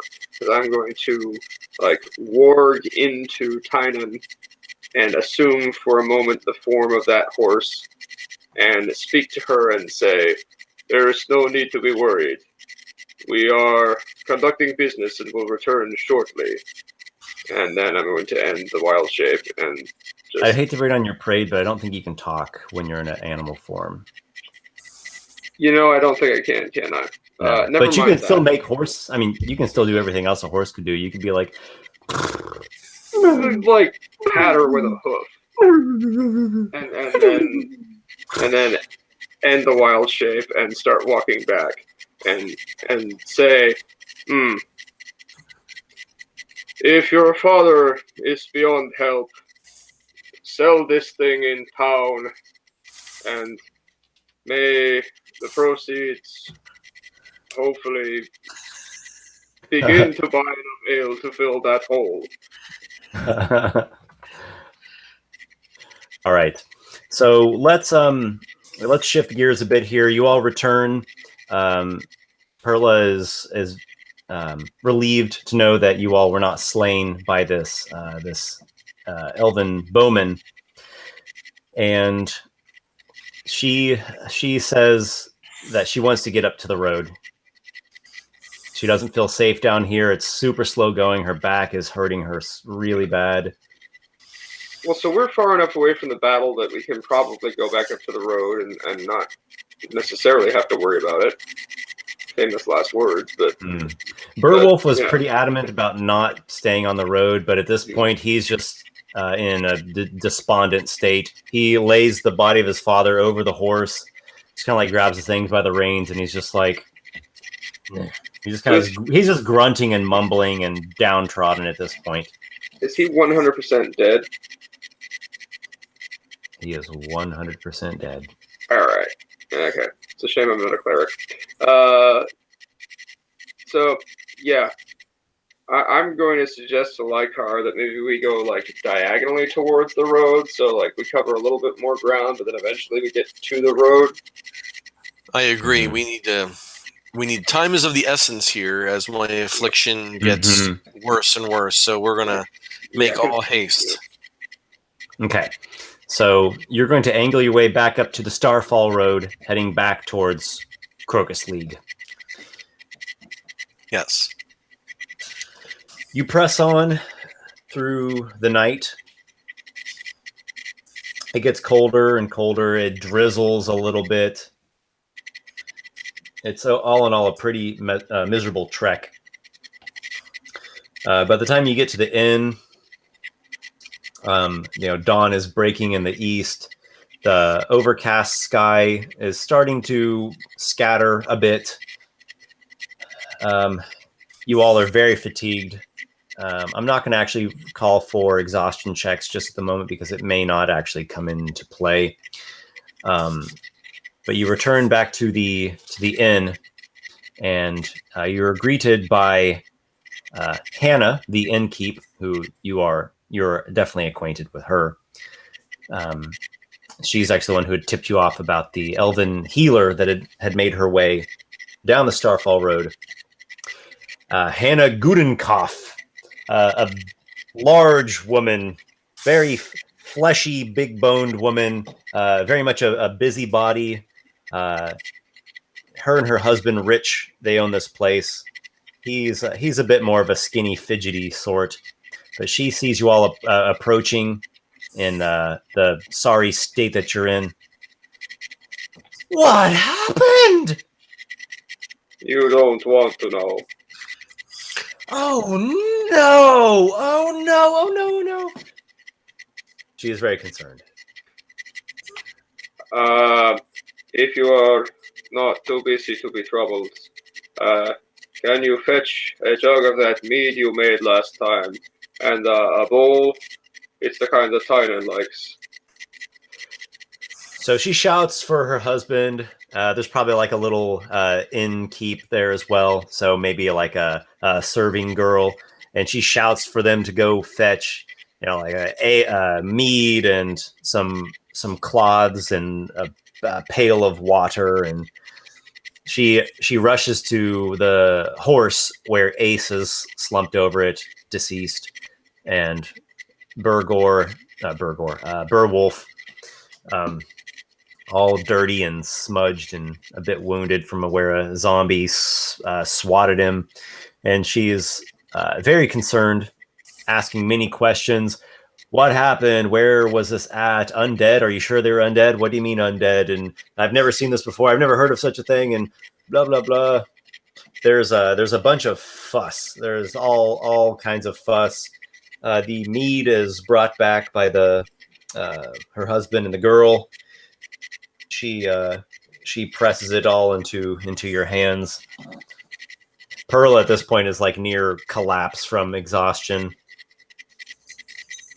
I pour some meat into a bowl on the ground, and I drop the pickled resin root in there for Tynan to have. Okay. And I start downing as much as I can fit in my mouth at one point. The man here, Rich Gudenkopf, he's a skinny, kind of jumpy, timid guy. Owns a place with his wife here, and he looks at you, Lykarr, and he says, "Did they say Walking Dead?" Yes, they said Walking Dead. I would like something to eat, and I would like a bed. Yes, of course, but are they coming this way? What is going on? There was a battle of the dead versus the dead. They were, as far as I know, returning each other to the long night of no dreams. He wrings his hands together nervously, and he says, "Should we maybe go to Strings Keep? It might not be safe here."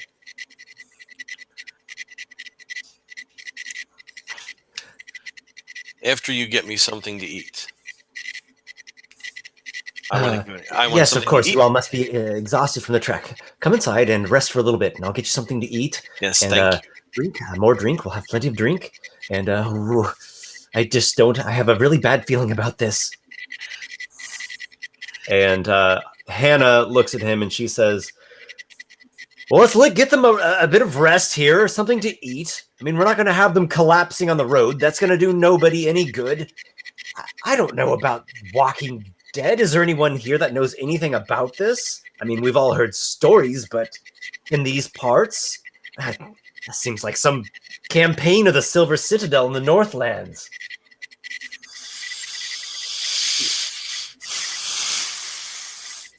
So they invite you inside. There are a few inn patrons there, taking their morning meals, and it's otherwise seems like just a typical working day morning. Everyone's still waking up and eating some bread and some bowls of hot broth. So they give you all some food and offer you rooms to rest in.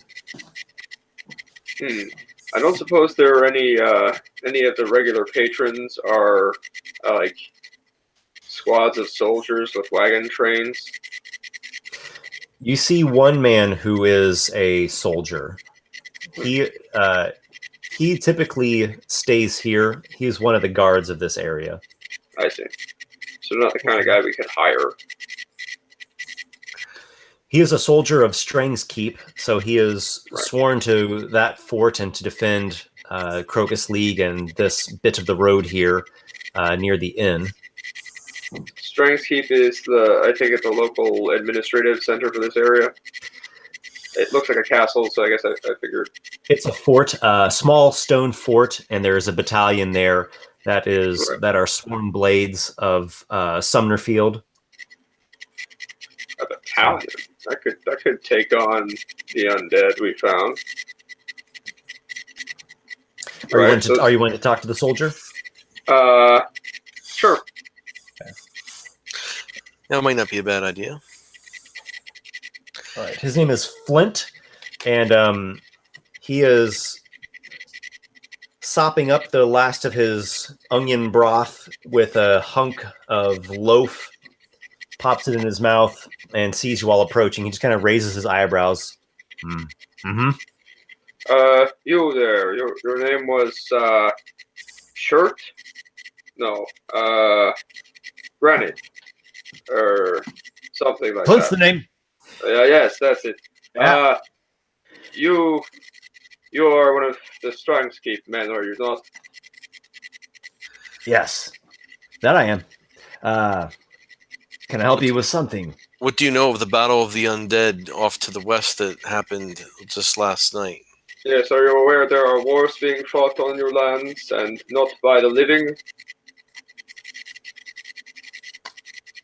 I don't get what you mean.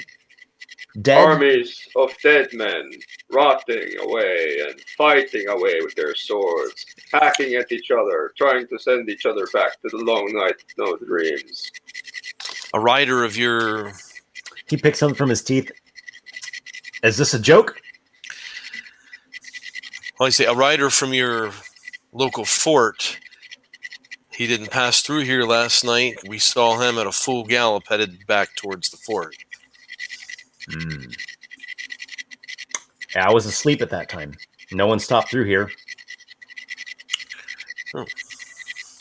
This is not a joke. I show him I'm all bloody, and I said, does this look like a joke to me? He stands up and he's just kind of like, all right. Thank you for the news. I appreciate that. I'm gonna have to go and check into this. So he starts stepping away from the table. Unless you have anything to add, he seems to be like, oh god, I gotta do my. He's like, I gotta do my duty. Be careful. Okay, I appreciate your concern. If you would like to accompany me and lend aid with your... He looks at you both. Whatever it is that you do, I would appreciate that. We have had a hard journey. We need some rest. So be it. Again, thank you for the news. I'm very confused as to what is transpiring, but I will make haste. All right. Can we So take he like a seems to be 2-minute going break? to arrange his horse from the stable. Okay. All right. Sounds like you all want to do some serious resting. That would sound most appropriate, yes. Okay. So you can each take a long rest, uninterrupted here.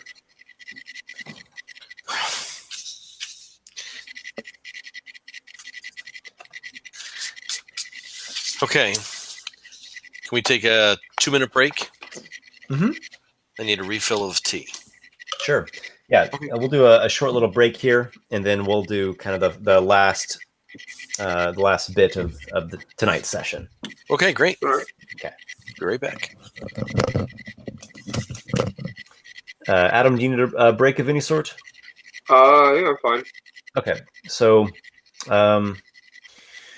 Kivish sleeps. Do you stable up Tynan? Only if they object to actually having him indoors. He's like a dwarf pony. He's small. You want to bring the pony inside? Yeah. Well, that is certainly an unusual thing, but this is an unusual circumstance, and no one really questions you. That's like the last thing on their mind is, why the heck did this dwarf bring his pony inside? There's really just a lot of chatter, just like everyone is all abuzz, concerned. I mean, they're just like a nonstop talking and speculating and questioning, and you hear all kinds of strange tales flying. Like somebody said, one time he saw a dead man walking in the graveyard, and another guy, he knows like these folk tales of the undead.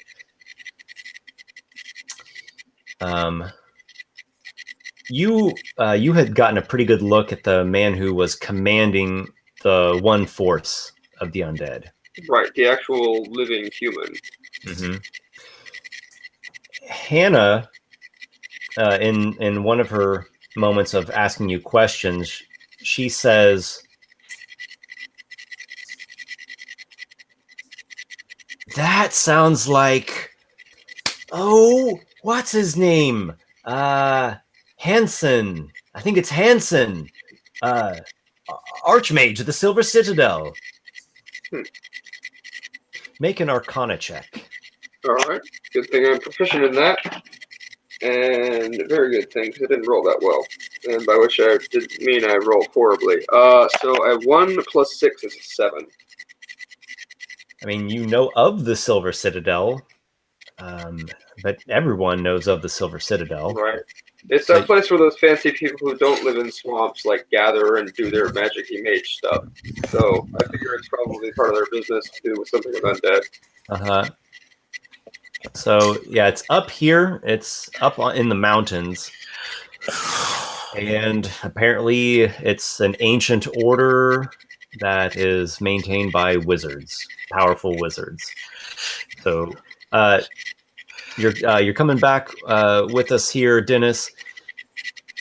Yep. Hannah, the innkeep, she was questioning a bit Kivish there, and she seems to think that human who was commanding the one undead army is some guy named Hansen or something like Hansen, who is one of the archmages of the Silver Citadel. I'll also allow you the Arcana check too. Okay. Your ally does not know much about this place. Well, I'm not going to know much either. 3 plus Arcana. 6. Okay, so neither of you know much of specifics. You only know just the basic things that everyone knows. Silver Citadel, strange wizard citadel up in the mountains, ancient order. They have a lot of history with Drekengrim. They're powerful. Sometimes they venture out into other settlements. They have their own kind of agendas.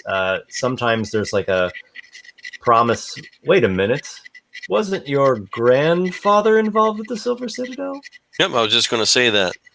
He was a wizard of the Silver Citadel. Okay, so maybe you know a little bit more. You don't have, obviously, much present-day knowledge about the Silver Citadel. That probably has something to do with the fact that there's some bad history with your family.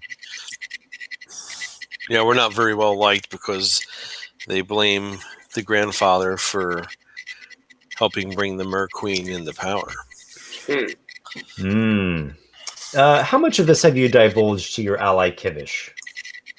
I think he would probably know something of the history of that, because the last name of Talvantis is probably known here and there. So okay, so Kivish, you know that your ally here, his grandfather was one of the archmages of the Silver Citadel. And he went on to aid the Mer Queen, who initially seemed to be on a if not a good path, at least a respectable path of spellcraft. But her corruption grew too great. Her lust for power and all that grew too great. The Silver Citadel did eventually turn the table, and so they are actually the ones who did bind her beneath her castle, that she would no longer assault and onslaught this realm and any other. But there was much bad blood during those times, and say the game. Tell your family name. Talvantis? Talvantis, okay. And the Talvantis family took a lot of blame in some of the darker moments of the Mer Queen's deeds. And if I'm not mistaken, most of the Talvantis family was hunted down and killed. That's correct. They, people just basically took it out on them for all the plagues and all the death and destruction. Anybody associated with the High Wizards back then. Yeah. Did any of the survivors end up near the Sedge River or the Great Marshlands?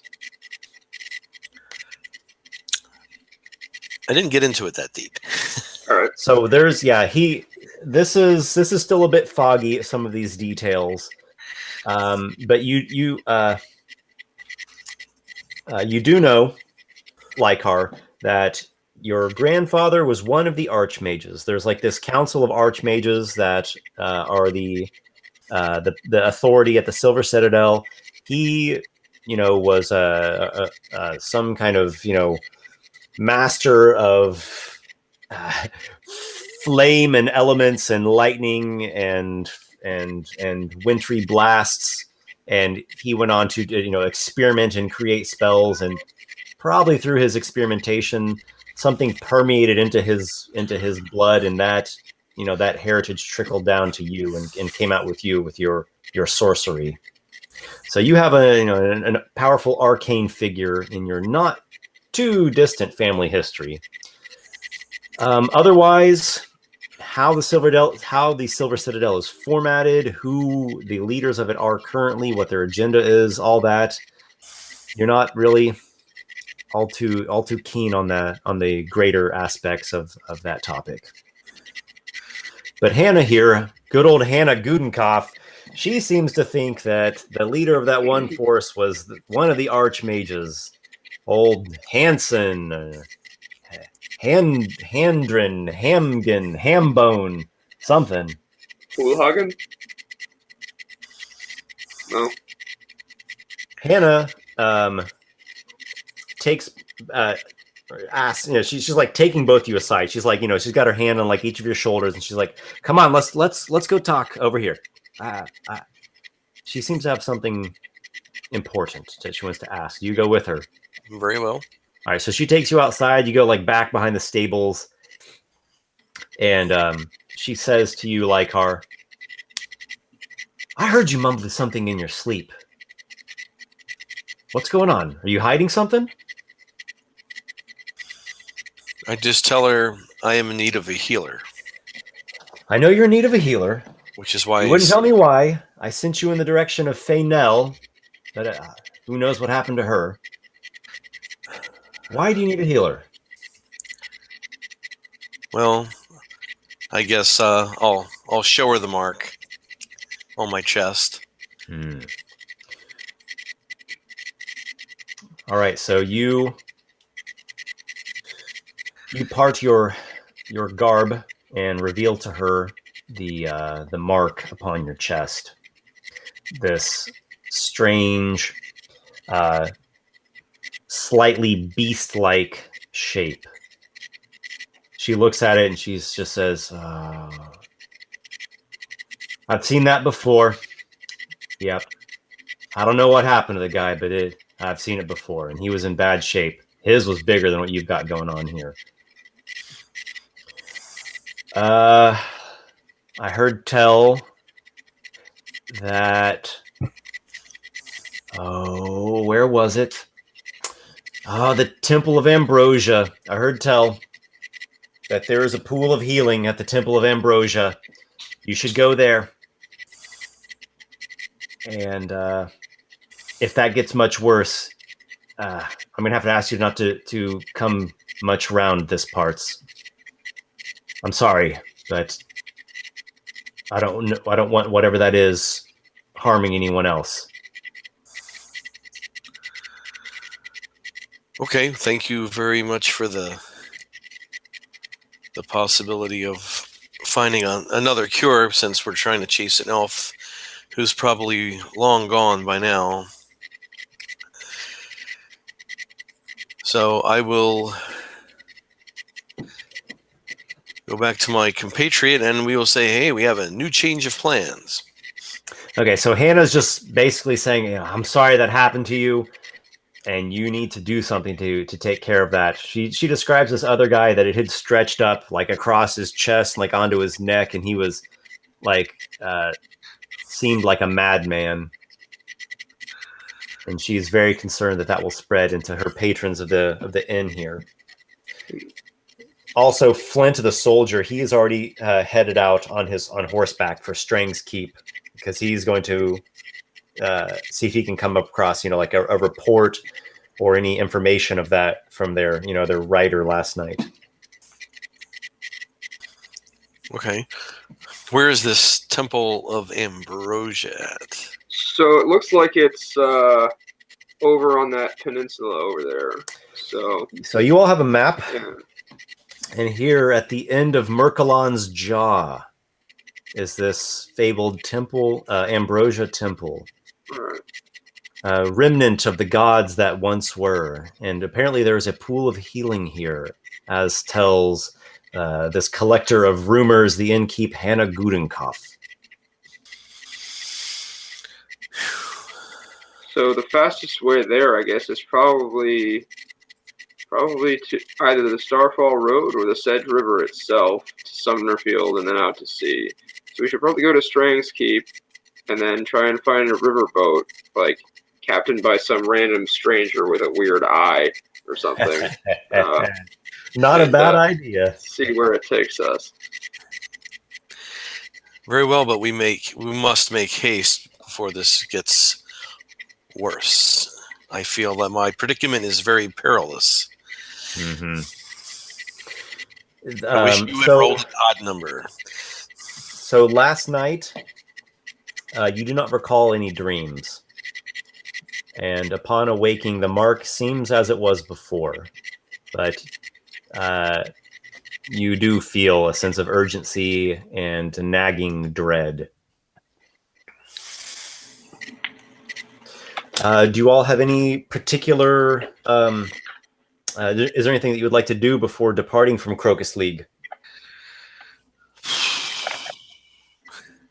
I don't suppose there's anybody around here that would sell me a horse. There certainly is. Let's see what Hannah would give you on a deal for a horse.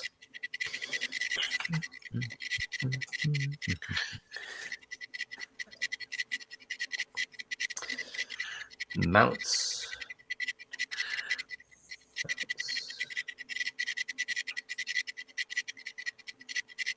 All right.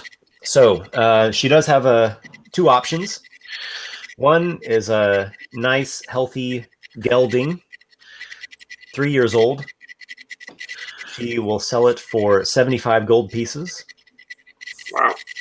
The other option is an old, wheezing mare that she will sell for 30 gold pieces.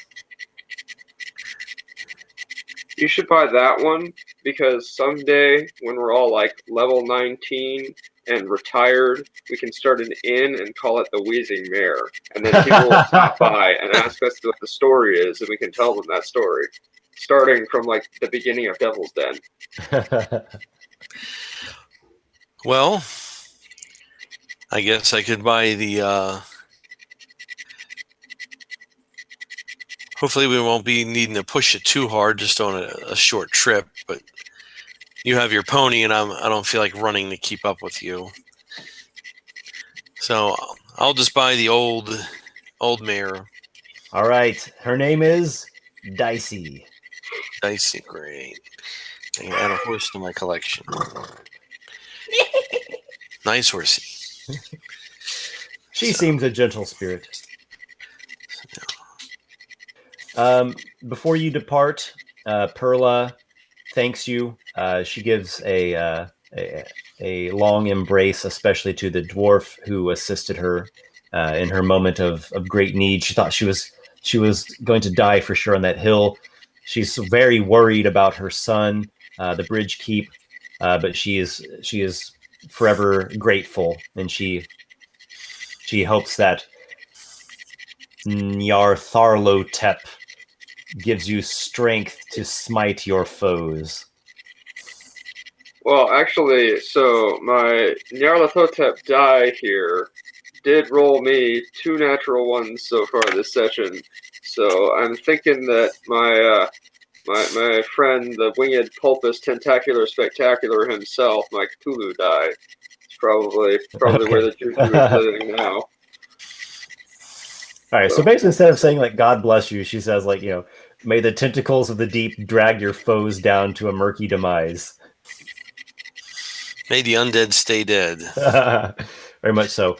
Burwolf as well. He gives you like a hearty pat and good travels. I hope to meet you again under better conditions. And he's going to see to the arrangements of the burial of his father. Farewell.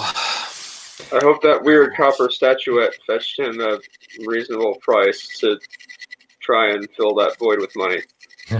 He is booze. already reeking of booze.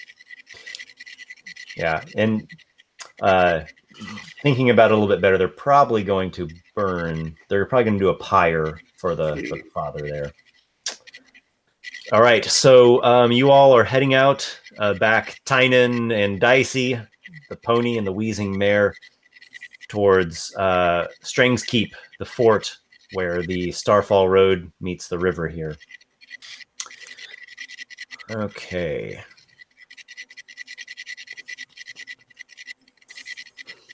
You travel for the better part of the day.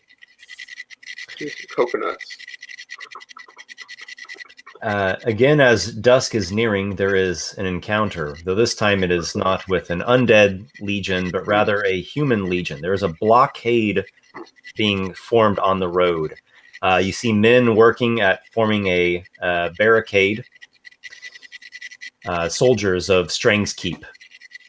There is a post of 3 soldiers that you encounter first before you reach this barricade that they're forming. The men are wearing mail soldiers' helmets. They have shields, spears. "Oh, there," says a kind of scrawny-looking soldier. He's a tall, lanky fellow. He kind of like hobbles over to you. "Oh, just a moment there. What's your business? Passing through. Where you come from?" Up the road. "Yeah? Heard tell of some battle up the road. What do you know of that?" We're the ones that saw it. "You saw it?" Aye. He kind of like gives you a little like suspicious gaze. "We might want to be talking with you. We don't know what's happening, but there's something foul brewing in the west." Something that makes dead men fight. "We've been hoping that it's just all a misunderstanding. Wait here." They are actually going to bring out a guard captain who wants to question you two. You want to stick around for that? Sure. Yeah. Given that it's an entire army, there's not much use trying to run from them. Sure. It's a battalion. It's like a squad of guys. It's not an entire large army. Well, squad and a battalion are 2 very different size groups. All right. But yeah.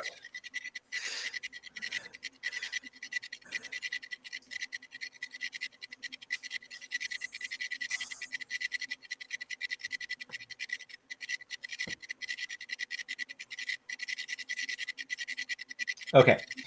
Captain Thorngan approaches. He wears banded armor and carries a fine longsword at his hip. He approaches you all, removes his helmet. He's probably nearing 60 years old, but he's got a hard, not hard, but a chiseled look to him, like a guy who's been active for quite some time. There is a bit of bulging in his armor near the belly region, though. "Oh, now what do we got here? 2 travelers along the road. You saw undead, did you?" But before that voice, I was totally expecting like Ron Perlman if he ever appeared in Game of Thrones as an extra. But now I don't know with that voice. All right. We will tell you what we know. But we don't know much. Okay. I've been up all night worrying about this shit show we got brewing on out there. So, he's got like a guy next to him with like a quill and some parchment, getting ready to like make a report here.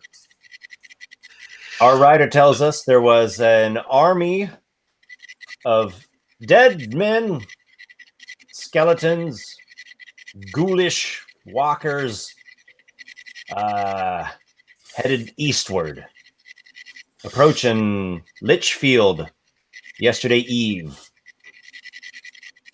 That's would be about where we saw them. Mm-hmm. Yes. How many in their forces would you say? That's actually a good question. Did we notice?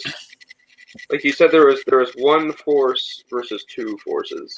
Yeah, just at the beginning here, as this guy's questioning you, you can tell that he doesn't know anything about two different hosts of undead. He's talking like there's just one proceeding eastward down the Starfall Road. Eastward. Oh, so probably the one led by the actual living human. Theoretically. Seems to be. All right. So how big were those? Were those like 100 people or undead things, or they would number in the hundreds. Okay. So like each one is like a battalion the size of this army here. Larger. Oh, okay. Yeah. All right. So you give him your estimate. Yeah. You tell him that there was actually two hosts of undead. Yeah. And that they were fighting each other. Yeah. Holy shit in a bucket! 2 armies of undead? If that is where you do that around here in buckets, I suppose, yes. We normally don't. That's why the expression has effect. So you telling me that there are 2 undead armies fighting one against another? What sort of battle would you say this was? Organized, rank and file, savage brawl? They seem to be pretty well organized, right? I think the one side was organized. I think the other side was a bunch of deviled. I didn't really get a good look at it, but just from... Yeah, no, the side led by the living, possibly Silver Citadel human guy were like regimented and structured and were fighting as such. Yes. And the other side was just kind of... Yes, one seemed more like he was controlling ranks of undead. The other one seemed like a exotic array of strange undead fiends unleashing themselves upon the foe. One was led by a man, a living man, and the other, they were, as one might think dead, would be shambling without brains and flailing wildly at the otherwise soldiers of the other side. So he asks you for like as many details as you can give him. Do you just tell him everything? Basically. Okay. I tell him about my wagon ride, so I didn't get a good look. All right. So then you go on to tell him about the whale, the clash with the little group of undead. Right. Yeah. The snarky lady who said things that made me not feel good, and her zombie associates who flailed at us and then exploded. The ones that attacked you, were they part of the necromancer's forces or this other strange wild undead sea hag? I don't know what to call her. The lady did talk, but I would assume the latter. Both of you make an insight check. All right. Woohoo! Ooh. Hey, the dreams of dead Cthulhu have given me a nat 20. Oh, I got a 7. Okay. What about Kivish? I said 20. Or, well, 20 plus whatever insight is wisdom. So 23. Excellent. Kivish, there is a little something that you notice in what he just said there. He specifically said necromancer, and he said it without pause and with great familiarity. Yeah, I actually was wondering about that. All right. So you all think that the undead that attacked you were on the, we'll say, the wild side and not the necromancer side. Well, if he knows about the necromancer guy, then at least that means the necromancer guy probably isn't necessarily a direct threat to us yet. What do you know of a necromancer? What was his name again? You are currently speaking with Thorngan. Thorngan. What would you know of a necromancer? What was your name? Blackthorn, Thornbush, Thorngage. He's one of the archmages of the Silver Citadel, the archmage of necromancy, Hansel Gekri.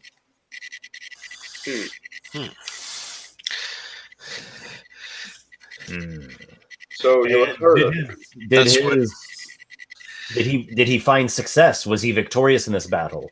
We did not stick around long enough to find out. Yeah, we fled. Yeah, I would imagine so. We are, of course, very concerned that they're going to make their way down the Starfall Road, and it's going to be us now fighting against those damn fiends from beyond the grave. But if Hansel was victorious, he might have stopped whatever invaders those were. Well, let us hope so. Yeah, I hope so as well. Where are you all heading now? Downriver. Downriver. What's your business? To go down the road. Uh-huh. Where are you headed? Downriver. Look, this is going to go a lot faster and a lot smoother if you just answer my questions. We seek a boat to find passage on the river down to Sumner Field, and from there to other places. Mm-hmm.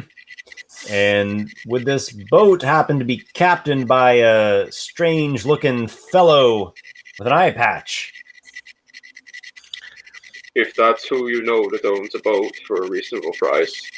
That's who we have stopped here for questioning as well. Hmm. Caught him doing some strange antics upriver. I do not see qualms with this. So, no one's going to get that in the audience, but that character's name is Noxaqual. Oh my gosh. I will grant you inspiration, fellow. Wow. Oh, wow. Inspiration for dumb stuff. All right. Oh, that's fantastic. All right. So we should probably wrap things up here because we don't want to play too much ahead without our other player here. But what basically what's going to happen is Noxaqual is here with his ship. He has a small ship called the Storm's Eye, and you're going to get a chance to meet with him next session and join up together. He has a crew, but he is the man of the ship who is an experienced and savvy adventurer.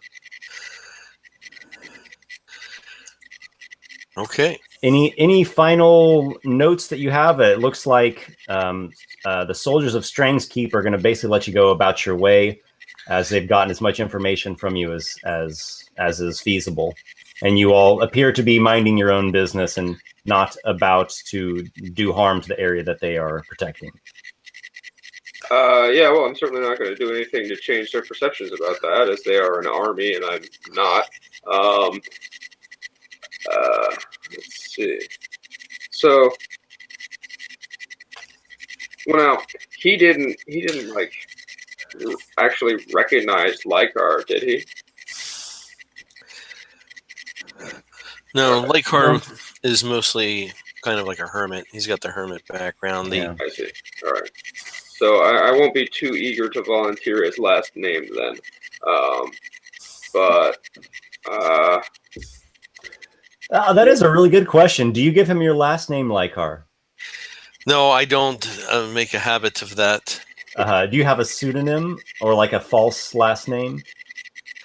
Yeah, I'm sure I would. I could think of one. Okay, so you give him a false name. What your first name? Do you still say Lykarr? Yeah, sure. I'm from down south from Ballycroy. Lykarr of Ballycroy. I'd never been there before. Heard that they have great rolls and butter. Okay, so yeah, I'd say let's wrap things up there. Great session. We'll have Warser with us next time playing Noxaqual, the Warlock Pirate. Cool. And we'll see what's what about the Ambrosia Temple. Well, hopefully we make it farther south than we did west, because we didn't even make it 10 miles. Hopefully so. Thank you very much, both of you. Thank you, everyone, for watching the video. And just to give a quick shout out to my Patreon, I will have a link in the description below. These fine fellows are from the adventure tier, and I am honored to have them as sort of the inner circle. If you as well are interested in getting in on this campaign and this sort of adventuring, go check out the Patreon page. There's also some other tiers there, lower tiers, that have some cool benefits. May your adventures be many. Thanks, guys. Thanks. It was a lot of fun. I really enjoyed hanging out with you. Likewise.